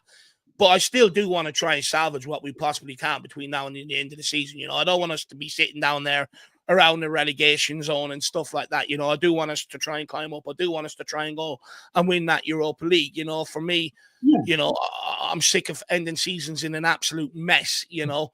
But no, if possible, I don't want to be in a mess either, right? Yeah. Because it just doesn't look good on the club, and it just doesn't look. Yeah, I don't care about how it looks on Daniel Levy. I do not give a flying monkeys anymore, and I don't care what it looks like on the players or the manager anymore. I really don't. I really couldn't care. What do you think of King Hoddle's stat here, by the way, Rhino? He says, we've played 41 games this season and only one team, Liverpool, has beaten us by more than one goal. They did it twice. How can a stat like that be a fluke? He wants you to discuss it. Oh, my God. Someone please just explain to me how losing by one goal is just as bad as losing by 4 or 5. No, I agree. I agree. Please, King Hoddle, maybe you need to come back in and let Rhino know, you know, answer that question, you know. Losing by one goal is still the same as losing by 2 or 3. A loss at the end of the day. It doesn't matter if we lose 5-0, 1-0, or flaming 10-0. It's still a loss. Nothing in this game of football now will actually appease me until we get Daniel Levy out. Like, I know people are going to say, "Oh," but then we'll have other fans saying, "Well, yeah, you've just bought the title. So what? It's better than having Daniel Levy in charge. I don't care anymore." Yeah, I'm actually at the point. I don't care how we win a title, to be quite frank. I just want to win one. I am done. I am done being made to look like a clown every year. What would you be It's done? come. What would you say to Peter here, Ryan, where he says, "I'm leaving an Ange out, but if we win the Europa, surely Ange gets another season." I think Yeah. you got to agree with that, right? He'd be the most successful manager. You'd argue he'd be more successful than when Ramos, who was the last one to win a cup, which was the League Cup. But if No, Ange goes and wins Europe, he's probably been Spurs' most successful manager in about 30 odd years, if not more. no, I don't want. Even if he wins the Europa League, I don't want the manager here. I want him gone. I'm But if he fully. wins the Europa League, would you not argue that maybe he's proved you wrong? Because you did say he's only done it up in Scotland. He hasn't done it at a level like this. But if he comes in and wins the Europa League, then But we're surely not there's winning the evidence to Europa go, League, maybe he's proved you wrong. But Dave, we're not winning the Europa League, mate. Maybe not. Yeah, maybe not. We're not, because the Well, what minute if we we come did? up against a team like an Italian team, we're out. Yeah, that's my fear as well. I'm not going to lie. I fear Lazio could be, a tricky one to sort of navigate if we get that far. I definitely agree with that. But hypothetically, just go with me here, right? If he does, surely then you got to look at the evidence. Go, do you know what? He's proved me wrong. I've got to the point, Dave, that I don't even care if he proves me wrong now. Fair. I really Fair. don't care. Well, look, I don't let's even care. ask you. Let's ask you on Romero. Let's ask you on Romero and Bentancur. Let's see if you care about these two. When it comes to Romero back in training, I mean, do you think he should be put back in the team ahead of Danzo on his return? Or do you think Danzo's earned to keep his place? No, Danzo should keep his place. And what about Bentancur coming? Go on. What I was going to say, though, right? Just because I don't care about watching the games and I don't care about what the team do, doesn't mean I still don't care about who comes in and who doesn't. There's a difference. No. No one said you don't, right now, to be fair. Also, Bentancur's contract, there's rumors that he's going to be getting a new contract. How do you feel on that? Do you think it's deserved? Give him it. 110%. Give him a new one. You don't want him out? I don't know. I want, and I know Jack's going to laugh at me and probably, but I think he knows what I'm going to say now. No, I think I know what Jack's going to say to me now. I must be bonkers, and I really couldn't care. I'm bonkers as well. This club quicker than you can say a tune. Fair. And then lastly, let's ask you about Ben Davies, and then if you think we're going to beat Man City on the weekend. Ben Davies is another one. Contracts coming out. Look, I've had a lot of criticisms of Ben Davies in years gone by. I think rightly so, but this year he's played very well. Now I still hold the question: is he doing it because his 85 grand a week is coming up to an end? He's not going to get that if he signs somewhere else. So is he playing for his contract? Which I think, if a player is doing that, I think I would be hesitant to give him that contract, but a lot of people out there would say he's earned it right now. Right. I'm going to go down a different theory to you here, Davo.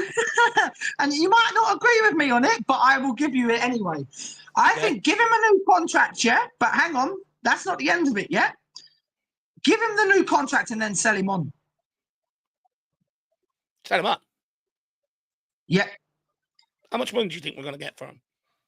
Well, if he signs a new contract, what's the new contract meant to be? A 5-year deal or a 4-year? I'm not being funny. I think he's 32, 33 years of age. If you offer him a new contract on 85 grand a week, he is not going anywhere. Because even if you sell him on, then the club where he's going after, Tottenham Hotspur, will not be able to afford that sort of wages. So it's sort of counterproductive. You'll end up keeping him around here. If we sign him on, he's staying around to the end of the next contract. But can you see my logic, though, Davo, in what I was thinking? Huh?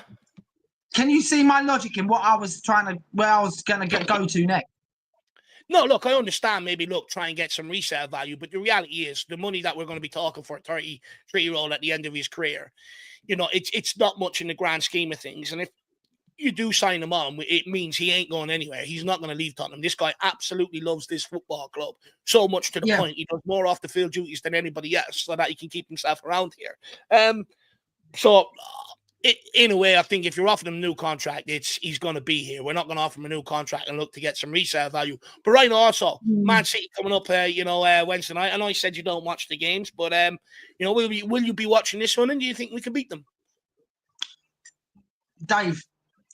When I say I don't watch any games, I don't actually watch any games. Fair. So to be honest, it's got that point to that far of a point that I couldn't give a flying monkeys what happens with the Man City game, to be honest. But obviously, you're going to want a prediction off of me, so I might as well give you one. Let's go. Let's hear it. Man City to win 3-2. Okay. Fair enough. I know. Jackie, why are you laughing? No, I'm thinking. I was thinking of Alex Davies because we watched his channel predictions, and he's a Man City fan, so so we were coming out. I'm only joking. So I'm just laughing at your 3-2 prediction for Man City. I think Alex Davies would approve. Only Josh and only Messin. Yeah. You'll see in the channel predictions tomorrow, everybody, when it comes out. Well, made me think of that. You know what I mean, like Davo? Like it's a joke. Like, to be honest, the quicker we get these Qataris in, I think the better, mate. Honestly, I really do. The quicker we get these Qataris in, the absolute quicker, because then I can start, once Daniel Levy's gone. Then you'll be happy clapping. Well, yeah, I can get back to actually sitting down, enjoying football once Ange is gone. It's got to go like this now, right, though, Davo, for me now.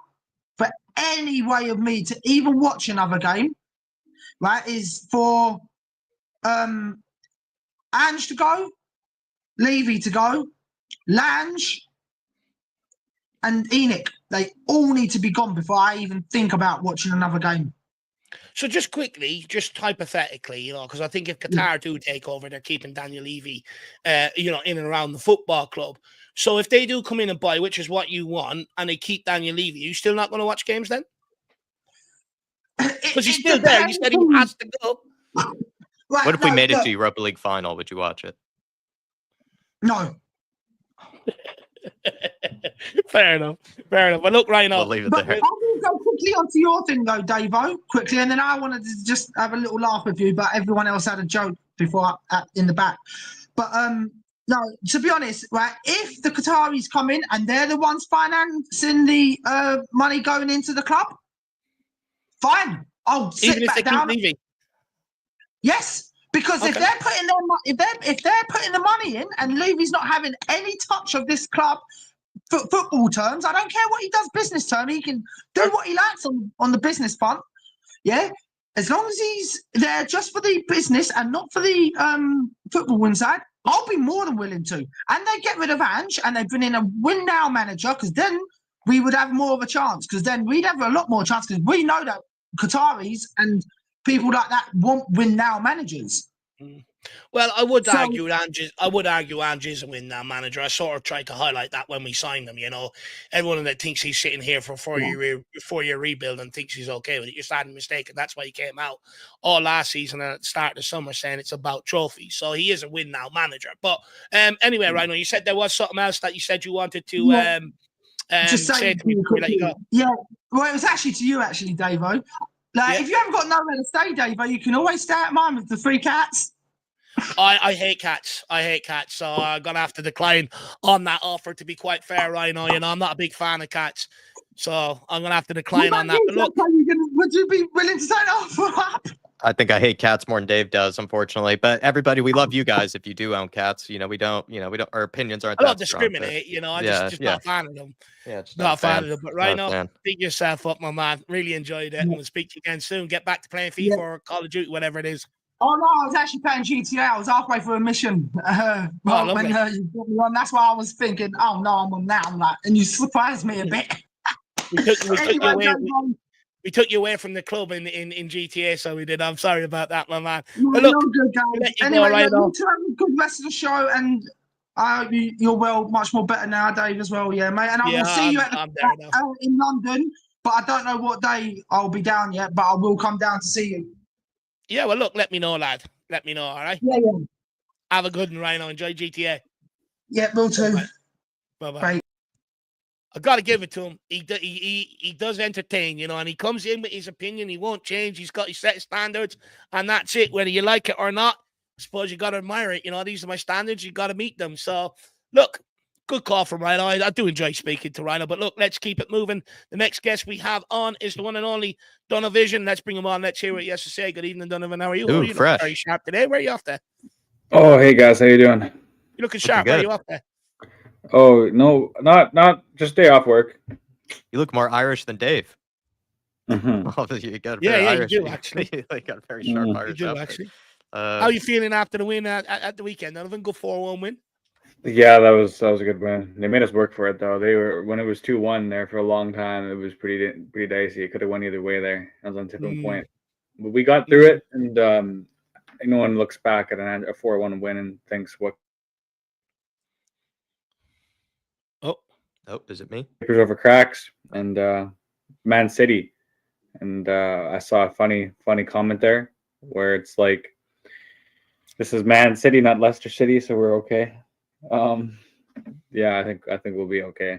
So you think we'll beat Man City on Wednesday night? Then you're confident, yeah? By the looks of your face, you're confident. This You're Wednesday. This Wednesday. Yeah. Yeah, we'll be fine, I think. So. Yeah, I think so too, Donovan. It's our boat, It's the team we always, smack up, no matter if they're in the best of form or in the worst of form, And to be fair, I don't think we've ever seen them in the worst of form like this, but I'm pretty sure it should still be usual business. If we had played Man City at home every single game of the season, we could be Premier League champions. Any club for Manchester, for that matter, that'd be 6 wins. 6 wins this season against Manchester club. That's crazy. What do you make of the turnaround, in the last 3 games? Was Ange right? Is he kind of being proven right? Is it too soon to say that, about the injuries, the time to rest in between games? That was his constant. He kept bringing that up as the reason that the form was so poor. Is he being proven right, or are we speaking too soon on that? What do you think? Well, I mean, even if you give him any kind of like leeway now, you're gonna call him an Ange and happy clapper. So it's like that's what I was saying for like ever. Like just give the guy's players back. Give this guy some time. Give this guy some time. And now he's got the time, and now it's working. And so, yeah, me like a lot of other fans, are thinking, you have to go and 2 years, 2 trophies, or 1 trophy now, I guess, in the Europa League. So it has to be the Europa League. And, I mean, it's a good trophy to win. It's historical. A lot of good players and good teams have won it. So it'd be great for Tottenham to finally actually, to do that. It's a European trophy at the end of the day, you know what I mean? Like, people like my dad know what it's like to lift that. He's had that sort of moment. I haven't, and I really want it. And look, Champions League is always going to be hard to win. You look at the teams that win it. 9 times out of 10, they got a caliber of players 2 times deep in their squad. I'm so resigned at Tottenham Hotspur. We're never really going to have that. So for me, Europa League, I think, look, it's a European trophy at the end of the day. It's a realistic chance of winning it. Let's see what we can do. Would your dad be Ange in, Dave? If I know he kind of started teetering on Ange. Would he be Ange in if he made it to a European final? Would he get buyback? No, I don't think he will. I think you have to win it. Does he have to win it? Does he have to win it for your dad? Do you know what? My dad can surprise me, Jack, because he is he's a tough man, which I like, actually. I respect, to be fair. I love it. I think he's grumpy all the time, which I also find hilarious. He's got some great rants in him. But, to be fair, he's a smart guy. Like, if there's evidence to sort of prove him wrong, then he sort of re-looks at it and goes, you know what? Give him next season. So look, it's hard to really know. I think if he won, I think my dad would give him, a chance for sure. Actually, to come. Sounds like him and Ange would get along, maybe despite him not really being. Well, I always say that to him. I says, look, despite you not liking Ange, I think you're very similar, actually. Well, we'll find out. Do tell. Maybe when we do get to that European final. Donovan, I mean, the performance in general, though, against Ipswich, the way I described it, let me know if you think I'm wrong here, but we played really well for 75 minutes after the initial 10 to 15 minute period when we were, completely under the cosh from Ipswich. But the fact that they didn't take their chances, we just took advantage of that. And I think we were the better team pretty much from then afterwards. Yeah, the ability to bring players off the bench too, yeah, because that's what football is, right? Like you have a big squad for a reason, a lot of subs, and so it's like, okay, if this isn't working or we need something else to affect certain areas of the game, we don't even have that option, And it's people now in the media are giving like Manchester United all this sympathy. It's like the kindergarten bench, look at their teenager bench. It's like, hey, we had that for like 2 months, man, and nobody said like diddly, right? And so, having it so we can have like Odebert, he come back and gain some form back, and we don't even have our all-star Timo Werner contributing again. Richarlison, I don't know. I think he's probably never going to play for Spurs again if he can't get back this season. You okay to cash in with him this summer, Donovan? Yeah, I'm confident that we can get some. There's so many names out there right now, and in the summer it's only going to multiply. And like we've proven that, like if we want a player, we'll go and throw everything at him to get him. Like that last minute bid for Mark Gahey, right, from Palace there. We got Matthias Tellin, you know, a player that's like I didn't.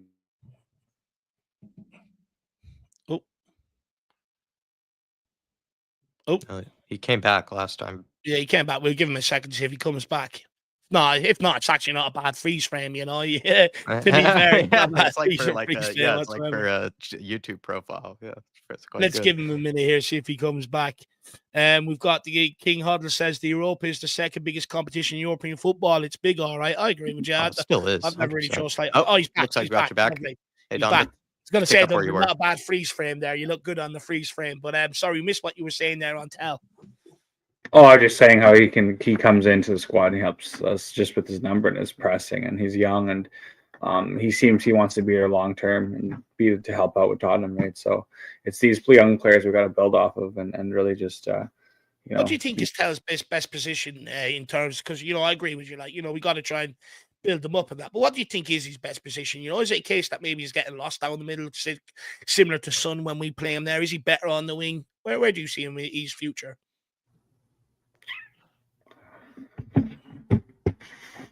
Honestly, I saw him better off the right there, just in that kind of half spot you guys are talking about, Brendan Johnson. It's like we don't even play with like wide wingers that like really hug a touchline, like pick the ball up and get the chalk on the boot, so to speak, and then just like drive inwards. We pick them up in between that half space between a throw in and then like the 18-yard box, and they kind of just live in that area. And he can do that. He can pivot, bring it to his right foot, clip balls into the back post, but you kind of want him to be at the end of that. So kind of like a false nine kind of striker. He's not a striker, he's not a hold up. That's why I think we're in the likes of Vlahovic, right? So these names that are being linked now, like I even heard just the buy-up clause of Kane is like 55 million pounds or something like that, like for us just to buy him back this year. And like I've heard like lots of names being also, I've heard of a lot of he's gone, let him go too. So it's like I don't think we're gonna Kane back, but we do get a big target center forward in, right? Like an Ollie Watkins or something, someone who can like.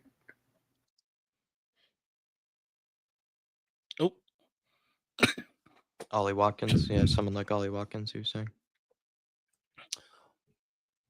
I wonder would he get someone like an Ollie Watkins? I wonder would he see it as more of a sidestep now or a step down? You know, I think the homegrown players are just clearly becoming so valuable to every club. You know, that's probably even the reason why they cashed in on Duran, because you know, as good as Duran was, you know, he was willing to leave for big money, and then Ollie Watkins to them with the homegrown reason.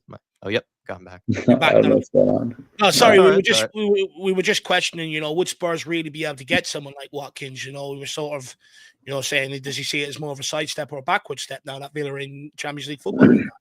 Well, it's like at least we're showing ambition, and I know like players like Eze, you know, 60 million euros, 60 million pounds. It's like we were willing to go in for that, right? Like that's something that's like I heard that we're gonna push for Eze this off season, and 60 million pounds isn't the sticking point. So at least now we're at the point now with all this money and revenue coming in from the concerts and sales and off sales, and I don't know what the hell they're doing like at the club there. But anyway, that revenue that's increasing, you know, maybe it's at a point now it's unignorable, and Levy's like, okay, well, you know, I have to start spending money in the club now. Like there's so much profit here, and when books come out next year and it shows that we didn't spend anything, then it looks bad on my end. So I'm hoping that we finally start spending, and you know, I'd still go after Eze this summer. I still think, you know, he would fit the system and fit this team, and you know, he was a perfect example of, you know, maybe a player that we knew the price, but knew that actually you could get the deal done for tons of reasons. You know, he actually had representatives go to the club. He's part of the same agency base as a lot of our players. It was a very achievable deal. It's just required us pushing the boat out, you know, with the money and, you know, forking a lot of cash up front, which just Spurs never seem to want to do. But this summer, once again, it's going to be what they have to do. You know, there's no way to avoid it. But, look how far we've fallen, right? Like we're down like lower mid-table. Now we're upper lower mid-table. Now we're just like mid-table. Now it's like, what the hell, right? So I think they realize that we can't kind of resolve, like, yes, having a football first sustainable model is great, like, you know, where we can develop players from the academy and you your results don't kind of hinder on like this major first team investment. That was great like 15 years ago before like the game changed, and now the game's like you need to have the best. Whoever has the best shirt sponsor basically wins the game, right? And that's kind of been ever since UNICEF came in with Barcelona way back in Thierry Henry's day, right? And so yeah, they had a big squabble about that. And anyone who remembers the UNICEF days, right? So now it's like Qatari owned money, and when that's kind of the route it seems we're going to be going down. And I have no problem with that. It's just like, let's just be honest with what's going on here. Like, that's not just say you're going to invest in the club, but really that means you're just going to buy like the hotel property around the arena and build like a hotel, you know. Oh, see, that's my that's my biggest concern, you know. Like, you know, it's like we can sit here and say, you know, the new owner, he's going to come in and throw money at it, but he might not. You know, you look at Newcastle. You know, they got taken over by Saudi Arabia, but, you know, they seem to be stuck in a bit of a rut right now, you know. Or they've lost a bit of their really interest all of a sudden, you know. Yeah, they've lost a bit of their interest. They haven't really brought in the players that, you know, many Newcastle fans thought they would. You know, Eddie Howe's still in charge. It's not the most glamorous name that Newcastle fans thought they would be having in charge and stuff like that. And so for me, like, you know, if this does come about, you know, I want them to guarantee that they're going to throw money at the team. You know, and because that's what everyone expects with the Qatari ownership, especially if it's guys from PSG. Everyone expects them to come in here and throw money at that team and try to put a winning team on the pitch. You know, the last thing you want is someone that comes in and runs it the exact same as Daniel Levy, because the reality is it's open to any ownership to do that with the amount of revenue streams we have coming in, to still come in and make it self-sustainable and not actually put the money in it out of his own pocket, but actually just sit there and just have the prestige of owning a football club. You know, it's not necessarily going to be the grass is greener on the other side. Look, don't get me wrong, where I'm at right now, you know, if you know, my whole lifetime, Munich has been in charge of this football club, and where I'm at sort of right now, I think they've done a good job in progressing us to where we are now, but I don't think they can progress us further. And I'm sort of like, I'm a fat guy with health complications, and, you know, I don't know whether I have 20 or 30 years left on this planet. I just want to see my team win trophies, so I'm willing to sort of take that gamble. But, you know, I just don't think it's as black and white as people make it out to be. I think, you know, there's a lot of things you got to take in consideration. I think, you know, I want to see what potential ownerships, what their plan is for the football club before I sort of give my opinion on what one, you know, whether I think it's going to be good for this club or not moving forward. Sorry, final point. I was just still in the airspace because you blanked out again. Yeah. Any final things you wanted to bring up, Donovan? Oh gosh. Again, we wait for him to come back this time. Sorry, I just kept on going and going. I was on a roll there.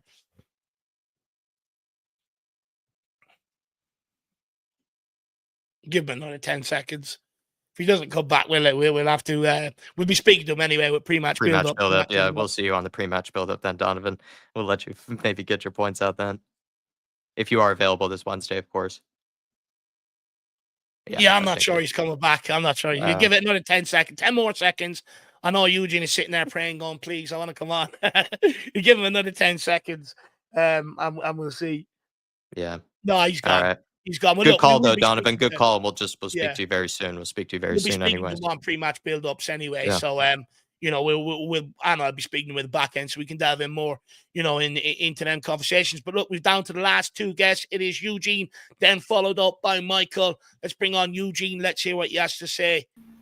Good evening, Eugene. How are you, my man? Oh, a nice color, a different color cap today. It's a nice one again. Hey, boys. Hey, I'm good. How are you?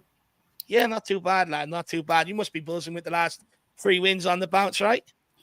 You know what? I'm happy, but I don't know if I'm buzzed. It's, for me, the season is done. I'm just looking forward to Europe. That's what I'm focused on. It's good to see us play better, to regain our form. It's good to see some players come back. But I still saw the same issues that we've had, especially on the defensive end. Our shape was still poor. We just played the teams who couldn't really finish, which is fine. A win is a win. So I'm happy overall. But again, for me, it's all about the Europe at this point. You're still sort of waiting to see that commanding performance, right? I sort of get what you mean. Like, you look at Brentford, we sat back for 45 minutes, sort of under the cosh. Man United, again, they caused us trouble. And even Ipswich, if they would have took with some of them earlier on chances, it could have been a different result on the end of the day. So I sort of do see where you're coming from. Like, I'm the same. I've said between now and the end of the season, for me to say, this ship is okay going into next season, I really got to see commanding performances, us dominate possession, create, a lot of opportunities. That's my biggest thing, is the creativity in this team. I want to see us create a hell of a lot more. I know people are going to say, Dave, you're mad, we've scored 4 goals, but the reality is we took every chance that came our way. There's been a lot of games where we don't do that, and we don't end up creating enough in the first place. I was saying it on the stats when me and Jack were doing them. Ipswich had more shots than us, and it's like, hang on, they're a team down in real trouble. How are they creating more than us? It's a huge problem for me, and I do think that has to be rectified between now and the end of the season, Eugene. Yep. I feel like I think I'm emotionally and mentally spent already at this point. So any loss or any win, I don't think I can get, super upset or super happy unless it's a final or like a semifinal. At this point, I'm just looking for improvements from some of the youngsters. For me, that's the key. If I was Ange, I would play youngsters in the league and save senior players for Europe. Okay.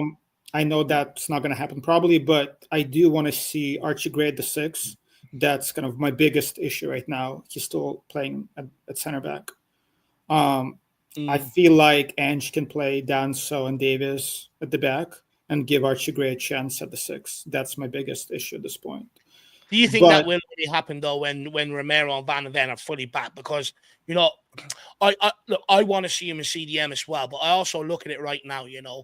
With Ben Davies, we don't know whether he's out injured. By the way, he wasn't in the squad at all at the weekend, and it's sort of like, is it a case where he's going, well, if someone else falls out, Archie Gray has to be put straight back in there? So is it more a case that he's actually just keeping him across that back line? Because I don't know if anyone remembers, I said at the start of the season he will be used across the back line, this season, and more look to be moved into midfield next year. But then, Eugene, some people are throwing the question, is he a defender now?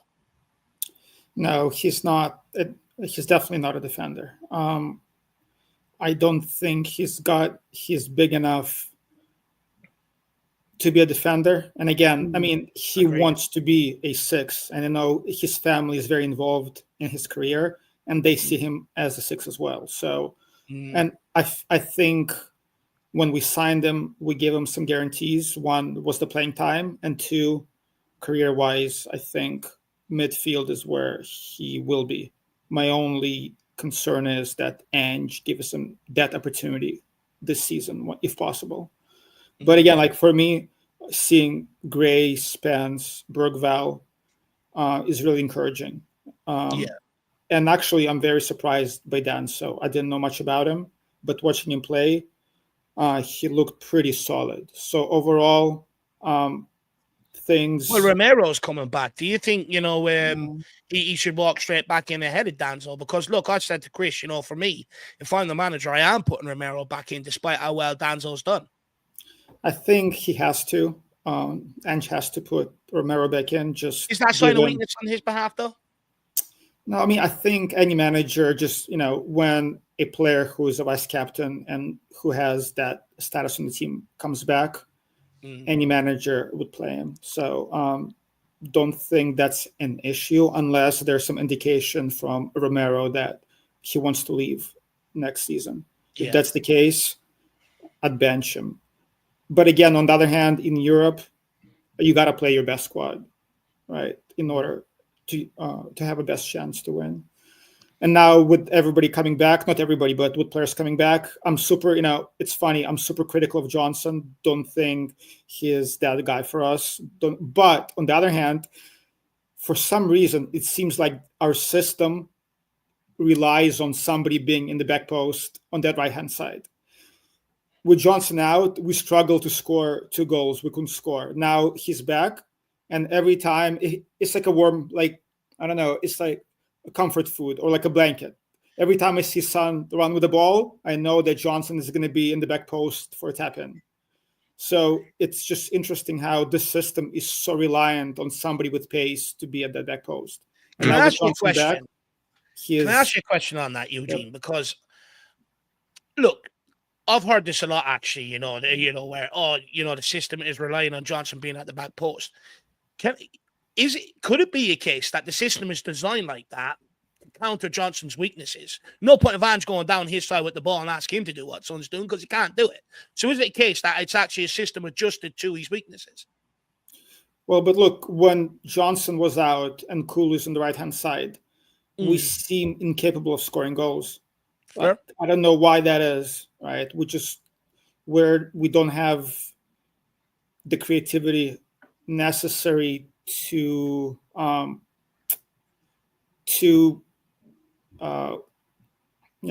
not like, if we don't have pace on those wings, it's tough for us to score. We don't have the lock pickers like Eriksson, for example, who can beat the low block. And Madison, he's up and down. I'm not the biggest Madison fan. Again, I'd be okay if we sold him, but he's our best option and he's inconsistent. And I feel like a lot of our goals come on the counter with Johnson sprinting on the right-hand side. And, over the past month plus, we saw when Kulu's on the right-hand side, he doesn't have the pace to make those runs. And we seem out of ideas. We just cannot score. So I don't think it's a coincidence that we scored 4 goals with Johnson back. Again, I'm not a fan of him as a player. Yeah. But for some reason, and that's maybe an Ange issue, where, when Johnson isn't playing, Ange needs to set up a team in a way where we're not dependent on that. Yeah, I agree. On pace, on that run. No, absolutely fair. Look, it makes complete sense there. Look, I do agree with. Look, I'm not going to sit here and say Kulu can't play on the wing. I just think, I do agree with you. Does Kulu probably get in on the back post when Son has the ball over the far side as effective as Johnson? Probably not. I do think he's a better crosser. I think there was a couple of crosses he put in where we got on the end of. But I do agree with you. Ideally you want someone that has best of both worlds of what them two players have, meshed them together. And I think you've probably actually got a really, really good winger there, actually, to be fair. Let's ask you sorry, Jack, I'm hogging it all. Have you got any questions for Eugene that you wanna ask? Have you spoken about Bentancur new contract? Do you know what it means for our, is that something you're happy to sign up for? Is that something that, is a no-brainer for you, or are you not necessarily a Bentancur fan? It's not a no-brainer. I am a fan, but after, his injuries, he's not the same player as he was a couple of years ago. Do you think he can be, or do you think he? I'm not sure. Different. Yeah. Just this year, he's been so up and down. I like him as a player, but I feel like as a squad player, he'd be good. For us to make that leap, we can't have him as a starter. But I feel like he's a good option off the bench. So if he's okay with that role, and if the money is not very high, and he definitely make a good option off the bench. But as a starter, he's not a 6 that we need. He's not really an 8. So, and if he gets back to the form from a couple of years ago under Conte, then definitely he's the guy. But unfortunately, I haven't seen him be, as good for the last 2 years. And then also, I was just going to add, like, Bergvall maybe hasn't gotten a ton of, I think Dermot brought him up in the beginning, but Bergvall, was some people's man of the match. Did you get any? I love Bergvall. So, and that's the thing. I don't want our senior players who are not good enough, like Bentancur, Bissouma, even Madison, to get on the way of development of younger players. Because I feel like Bergvall and Gray, they have a lot of potential, especially Bergvall. I feel like he'd make a great 8. I don't know if he has enough creativity for a 10, but as an 8, I feel like he gives us a lot of options. He's aggressive. He's strong. He's got division. I mean, I would play him right now over Sarr or Bentancur or Bissouma, but that's just me. So I feel like he should continue starting. Right. I think he, to a degree, he probably earned it, right? I think, I thought he was absolutely brilliant against Fulham. I thought, there's been other games this year, where I think he's been brilliant, that likes that Liverpool. And I think for a while, actually, now, I would go as far as saying he's probably actually put in very consistent performances I think the next step Bergvall probably needs to take is maybe impacting the game a hell of a lot more going forward. I think that's the next step he needs to take from that midfield, because I do think he's that sort of player. In fact, I actually think Bergvall's that good. You could probably play him as a number 6 in a deep line playmaker role, and he could do that for you as well. But it's interesting because, I don't want to give up on Sarr yet. I still think Sarr's a fantastic player. I think, we need someone like Sarr, this team does, in terms of a bit of steel, someone who's just no ego about and wants to go out there, work hard, do the right thing, and he scores goals. I think, look, the future of our midfield is bright, actually, in terms of Gray, Sarr, Bergvall. Add another couple of exciting players too that I think it'd be good going forward. Anything else we haven't asked you that you want to touch on before we let you go, Eugene? No, like I said, I want to see, now it's good when the players are coming back. Vicario and goal makes a huge difference. Yeah, it's just funny that when our starters were out with, I'm going to speak for myself. I didn't appreciate how much of a difference they made. So now that Solanke is out, and when Vicario was out, and even Johnson to a lesser extent, now I'm like, oh, okay. Now I can see. So everybody who's saying, oh, injuries don't make any difference, or it's not an excuse, it's a reality. You must feel vindicated, because I've heard you across many channels arguing that case for months. You must feel vindicated. No, it's just when the same players are playing twice a week, and then when we have no options to bring off the bench, it makes a difference. And now you look, even if Johnson is off the bench, if you bring him on with 20 minutes left, he's a problem. Right now, if you bring on Sarr or Bentancur or even Bissouma, who I don't rate, off the bench, that gives us, we're not going to give up as many leads as we did in the past. Right, since our players are not going to be a start. So are we good enough, to be top 6, top 7? No. But are we good enough to beat any team on our day? Yes, we are. That's why in Europe it's going to be interesting to see, because on our day we can beat anybody or we can lose to anybody. So it just depends which team shows up. So honestly, if we lose in the first round or in the next round of Europe, I'm not going to be surprised. Or if we make it all the way to the final, I'm not going to be surprised. Well, I hope it's the team that Madison's telling us. He's out there doing his latest interview, and he said, no disrespect to the teams around us, but I just look at them and I don't think they're on our level or capable of going on a run like we are. So hopefully, that James Madison is correct in that regard. But look, I'm very hesitant to take what James Madison says, to a large degree, because the fucker shows up when he wants to. Yeah, Madison, he should speak less, and if he doesn't show up against Tamworth, but then he speaks on Europa teams, like I don't want him talking. He should just be quiet and and do the job. But I'm excited to see what happens. But again, I just still feel like even in the last 3 games that we won, our defensive shape is not good.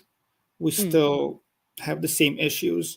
I like seeing Spence on the right over Porro, or maybe play him on the left. He gives us more defense. He's more solid. But even Spence, he was out of position, a lot. Yeah. And so I feel like any team that can finish, any team with pace on the wings is going to give us issues. That's why I'm not super confident. And especially if you play Italian teams, they're very tactical, right? They're drilled.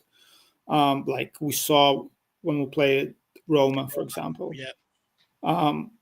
It's going to be a challenge, but we'll see. No, look, I agree with you. I think, where I'd be a bit scared of Lazio is, Italian teams are very famous for changing up in games. And I just wonder, could we be outdone, in that regard? But look, I can't let you go without going, you Vicario in disguise. Love that. I'll take it. I'll be Italian, man. I would love to be Italian. Absolutely love that. Absolutely love that. Nice. Big up, Ricky. Great job as always, Eugene. Class. Yeah. Boys. Really enjoyed having me. Appreciate it. Thanks for coming, man. See you again soon. Big up, Eugene. Big up. I really like Eugene, actually. It was a great conversation and great hit back. When I was asking him, was the tactics maybe suited to Brennan Johnson's weaknesses? I thought he gave an absolute brilliant breakdown off the back of that. Big up, Eugene. Guys, we are down to the last guest of the evening. And then I am going to enjoy my chicken korma. I went for chicken korma, just to let all you guys know, over chicken tikka masala today. I think I did anyway. I don't know. I'll have to ask the missus when I get off. But look, let's bring him on. It's the one and only Michael from Poland. Michael, Big Mick, how are you? Oh, you're on mute, lad. Sorry, I muted myself. Sorry. No, Yeah, good. How are you keeping? long time no see, lads. Yeah, long time no see. I've been out sick the last couple of weeks, but it's good to be back, especially with Spurs winning games as well. Michael, you happy? Yeah, quite a revelation, right? I don't know when was the last time we spoke after a win. Honestly, I was sitting there. I was saying to Jet, earlier on in the show, we're using strange words like, rotation. What players, should we bring in, and with 3 wins on the bounce and all. These are all alien words to us, all foreign words to us, my man. Yeah, definitely. Listen, not only those, right? We are actually on a win streak, guys, in the league. Something we haven't done. Like 3-game win streak. Last time we did it was in those 10 games at the beginning of the season. And long ago in 2024, and a whole Do you different think year. you can end the season like that? As a Spurs fan, I always have a weird feeling with City games, right? Even though sometimes it doesn't look like we can beat them, we beat them, right? And on the other hand, if it kind of looks like we will beat them, then we don't. So it's a weird dynamic we have with Manchester City, right? But I am definitely not in the dumps, right, like I was a month ago, right? Like as much as unfortunately because of the previous results, our league season is pretty much over, right? Let's be honest, it would take a miracle for us to qualify to Europe through the league, right? Yeah. So it's just a nice feeling to actually win again in the league, right? But that's basically it, right? I know there are fans that maybe still believe that we can reach top 8 or something like that. I think the gap it's just too little time left, right? Because it's 13 games, I think, or 12 games or something like that, right? And on some of those top 8 teams, we have 9-10 points to catch up. So we would have to beat them, and also them to drop another 2 or 3 games for us to win, right? And that's assuming we are going to win the other games of ours, right? And there are plenty of games still, I think, until the end of the season where we can lose, right? Stamford Bridge mainly, we go to Anfield, right? And there are 2 or 3 others where I'm not necessarily confident of the result, right? Or even the Bournemouth Fulham games. Those are teams that are above us and have been better than us all season. I think those are much better judges of if we actually get across the line against those. I think I would actually take it far more seriously. Says we should be winning, so if we don't to beat them, I need to go and have an those are the actual direct opponents, that are in our way, for us finishing in 7th or 8th or whatever those positions really are, and those teams have been better than us all season, so that would be the real judge and maker. I'm personally, though, Michael, just seeing potentially, the logic that Ange and plenty of people have been using, that this team will start to play a better version of themselves. We'll start to see the whatever Ange ball you want to call it once players return, and then there's also actually a rest in between games. Is Ange being vindicated here, or is it too soon to say that still? Yeah, first of all, I bloody hope they win against Bournemouth, because I will be there to see it in live, right? So I would rather have it's a good game to go to, man. That's going to be a good game. I would rather have my first game at that stadium be a win, right? That would be nice, because I've never seen us play live, so it would be really nice to see us win against Bournemouth. I think it would be a cracking game, as you said, Jack, right? And even if we lose, I will get to see Bournemouth in live, right? They are playing some really nice football, so one way or the other, I will probably see some good football on the day. But all jokes aside, I've been heavily critical of Ange, even though we had that injury crisis, right? And I think I am vindicated in that criticism. I think I've given plenty of reasons other than injuries as to why I think he's not doing the greatest job as a manager, right? And I think partially, I'm not necessarily in the camp of he's causing the injuries as if he was going to players' houses and cutting their hamstrings with a knife or something like that, right? Because that I've seen I think the style of play is partially responsible for the strain that we put on players, right? But I was more blaming, more putting the injuries on his head because of the lack of rotation, which I think both me and you guys highlighted plenty of times, right? Why Spence wasn't a part of the European squad, right? Rhyo wasn't part of the European squad, right? Why certain other players weren't used when we had the opportunity to, right? I always say that, listen, if you give me a nail and you tell me to hammer the nail in, but my hammer is broken, right? So one of my players is injured, right? Like, why am I trying to keep using the broken hammer instead of just using, like, you know, a screwdriver and trying to bump it in with a screwdriver, right? I know it's not the best way, but it's still a better way than trying to use my own hand or a broken hammer, right? So that's the way I was looking at it, right? I know that Region necessarily isn't like the of the required standard, right? But if he is part of your team, then use him, right? Just use the player if you have the chance to, right? You can sometimes sacrifice a bit of quality to give those players a rest, and I don't think we've been doing that, right? That is like, sorry, because I went on a tirade about the injuries, right? It's all good. Yeah, the main question was Ange vindicated? Yes, I think partially he was, right, and I've also, I think I've mentioned it plenty of times, that I think if we had more like fit players, that the results wouldn't be as bad as they were, right? Because let's be honest about it, there were a couple of games this season where we couldn't even fill the bench, right? So this means that we were in a dire injury crisis, right? And it's not only about the players we are missing, but also the lack of rotation, right? The magic word that you used, David, right? Which I haven't heard in a long time, right? Which is like rotation. We couldn't even rotate those players even if you wanted to, right? Honestly, it's a miracle some of those players didn't get in, like more of them didn't get injured, right? Because it's always a snowball effect, right? It's the snowball starts rolling with the injuries, and the more injuries you have, the more likely it is that the fit players get injured because of the amount of games they have to play, right? So yes, I think Ange is partially vindicated with his comments. I think he has been commenting a bit too much on the injuries, because at certain point it felt like every single press conference all he talked about was the injuries. Every single loss it was like, oh yeah, mate, it's because of injuries, right?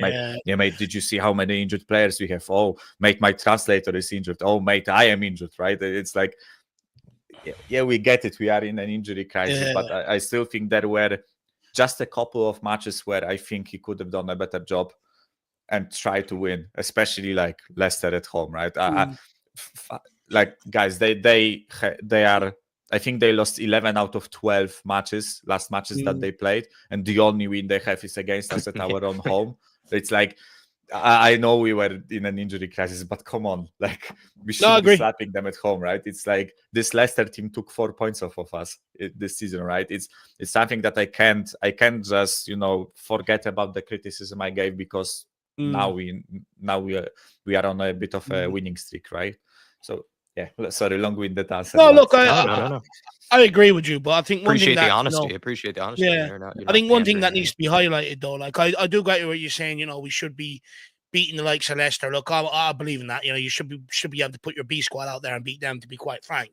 But you know, the problem we had is when the players are playing every 3 days, the players you're using, they're absolutely bollocks. They're wiped, and I think that has a large part to play in, you know, some of the results that we have suffered. Because you go back and look at a lot of the results, we've lost games in the second half or last 10 minutes of games, and I think, you know, that is a direct result to it. I'm just hoping now, instead of us retrieving and sitting back and looking to grind out, we can get more back to bringing on fresh legs, get up, press them high up the pitch, look to get the ball off them and stuff like that again, which would be nice. Just quickly, just want to take one comment here. Cap and Pants says, Davo will never forgive Maddison for going to the darts.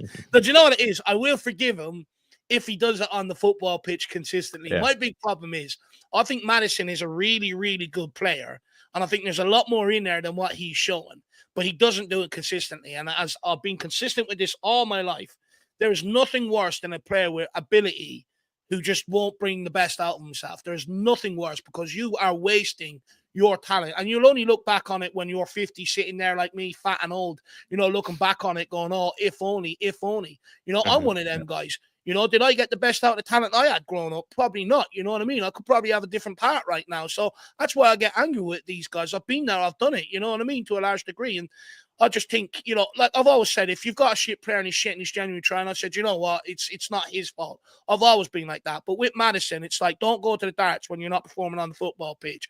Darts and things like that are reserved for players that do well, in my opinion.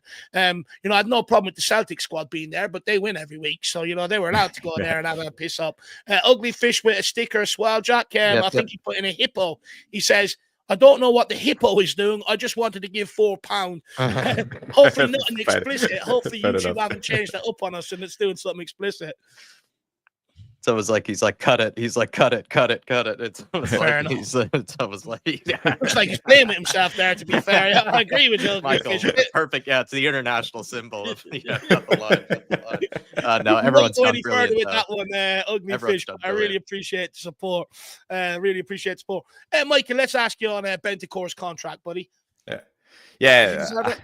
I think, listen, you know, I always try to approach things from like a realistic point of view, right? Which often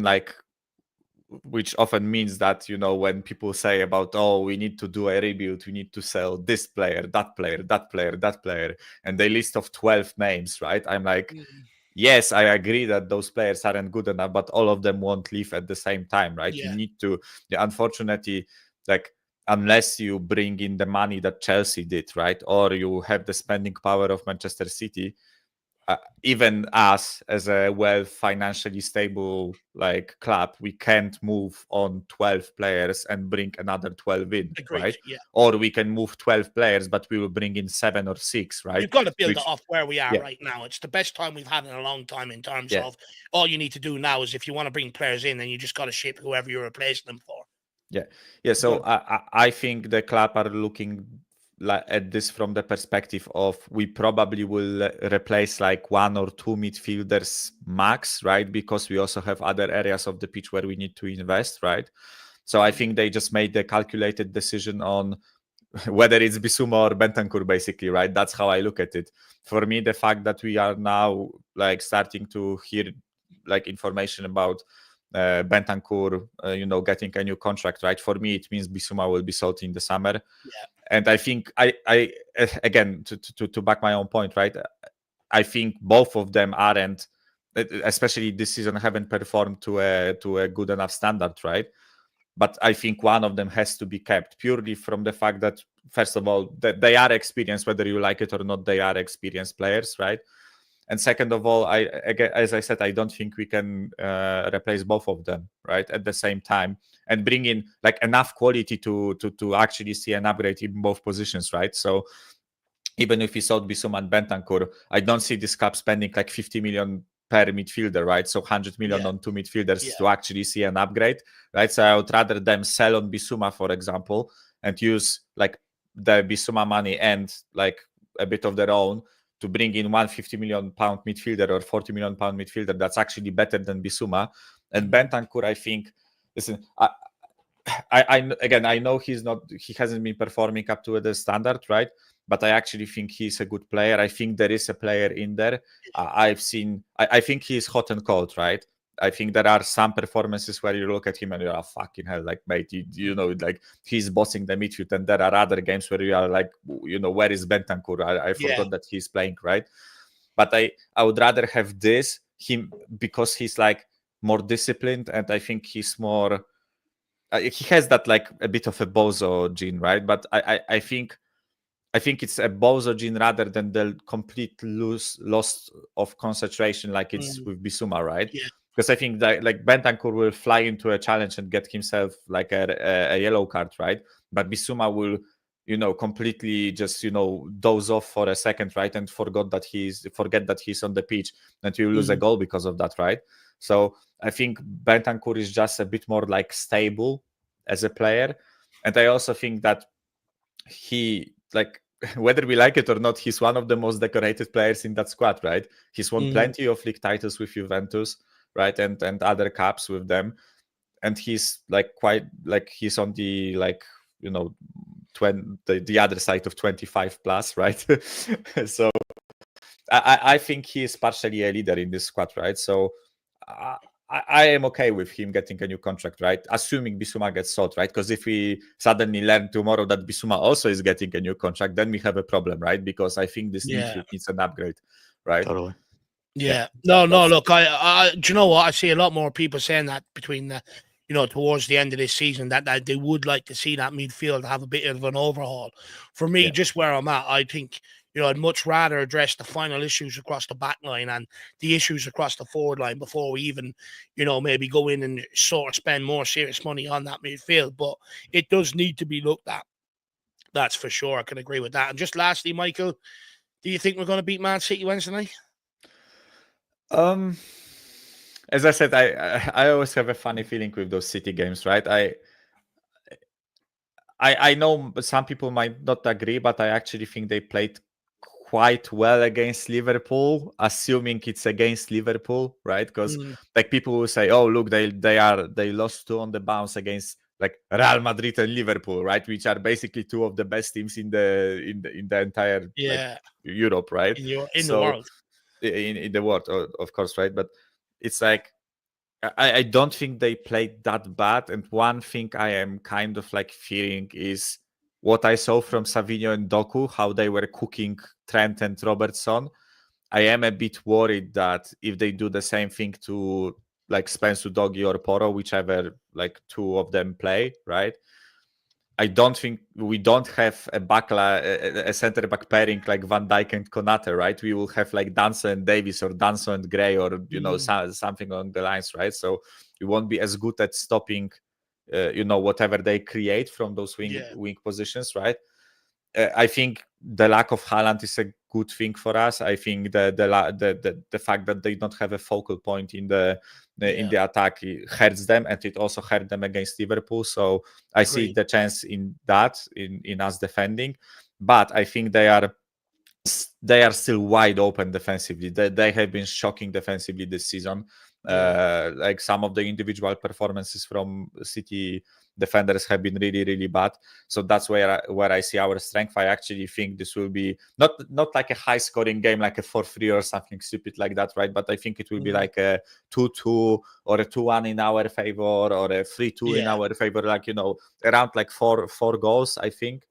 And whichever way it goes, it goes, right? I would love to have a 6-bit over Manchester clubs, right? Manchester is white already, but if we complete the 6-bit, it would be lovely, right?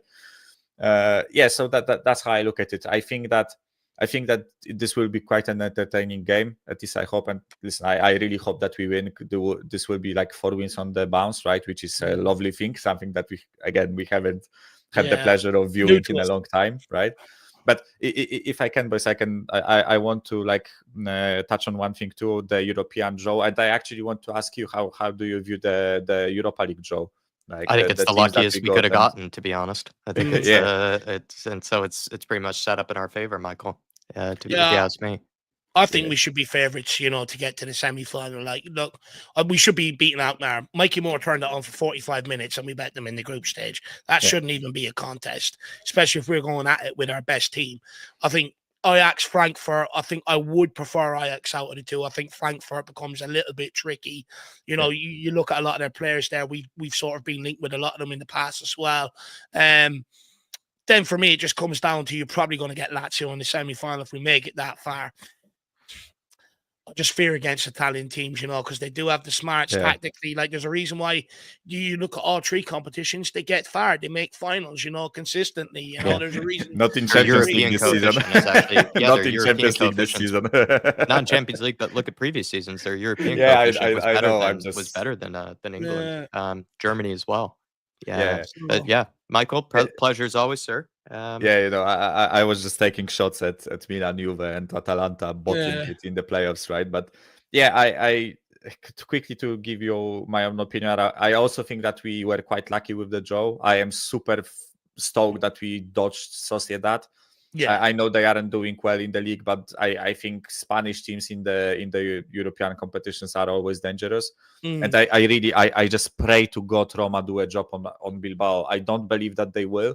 But if they do, that's like, for me, Bilbao are the clear favorite, in my opinion, especially based on the draw. Because if they go through Roma, they pretty much have a like a pathway to the semi-final, and in the semi, like, you know, the motivation of playing the final at your own ground and all that stuff. I just think they are extremely dangerous in this competition. 100%. And with what you said, Dave, I also think Ajax will be quite a bit better, because I watch a bit of Bundesliga from here and there, and I actually think that Frankfurt are a really dangerous attacking team, right? They aren't the most like secure defensively.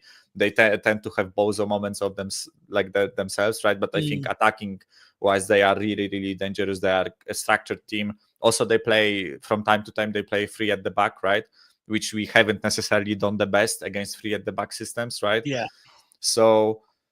Yeah, but I know, like, plenty of people say, oh, you know, you are a Spurs fan, you shouldn't be confident in the European competition. I'm not confident of winning, right? But I've always said since the beginning of the season, I think because Champions League clubs don't drop, I think this is the best chance of winning a Europa League that we will have in a long, long time, right? 100%. Because we are actually in it. I think AZ Alkmaar we should go through. Whether it's Frankfurt or Ajax, I think it will be a bit of a 50-50. I pray that we go through. Then it's Lazio. Like, listen, when we are in the semi-final, I'm going to be stoked as hell, right? I'm going to be so you know, so hyped for the chance of getting to a European final. And if we get to a final, I pray we face United, because they are absolutely shit, and I hope we do a forfeit over them. No, look, it'd be look, get me to a semi-final. Anything can happen from there, you know. Get me to a semi, and I will have a semi, right? Exactly, man. Exactly. You know, I'll be pitching my own tents, you know, hands free. My hands will be up here pitching tents. But Michael, good to see a smile on your face, actually. You know, it's been a long, long time since we've been able to sit here and have a bit of a smile about our club. So it's good to see you back, my man, and you enjoy that Bournemouth game when you get over. Yeah, definitely. I am super hyped for the game. Yeah, you should be. Yeah, we'll have a whole weekend in London, meet Nice. plenty of people, visit plenty of places. So yeah, I have everything planned. I hope it will be a great weekend. You will. And I hope, you will. Look, you know, the cherry on the top will be a win against Bournemouth. So yeah, you know what? Well, Madison says we should be beating them, so hopefully we do. Well, big up, Michael. Really appreciate you dropping in to see us, my man, and we'll speak to you again very soon. Yeah, big up. Have a good pleasure as always, Michael. Bye. He's going to have a good time in London, Michael, actually. You know, I like going to London, you know, the odd time to get away and stuff like that. It's such a big city, you can just sort of get lost, which I actually really like. Totally. Dermotron, big up. Dermotron says, with any takeover, Levy will be somewhere in the club with Ange, and he will take us there. Give him time, something. 17 years today, we won our last cup. Look, I think Daniel Levy wants, regardless of whether we're selling or not, I think, you know, he's a Spurs fan at the end of the day, and I think he wants to be involved with the club some way going forward. And do you know what? They can still buy Enoch shares, and Levy can still keep his shares and just be a minority shareholder, you know? So I don't think Levy personally will go anywhere. He's entrenched, like in the club. Like he's that's really well put.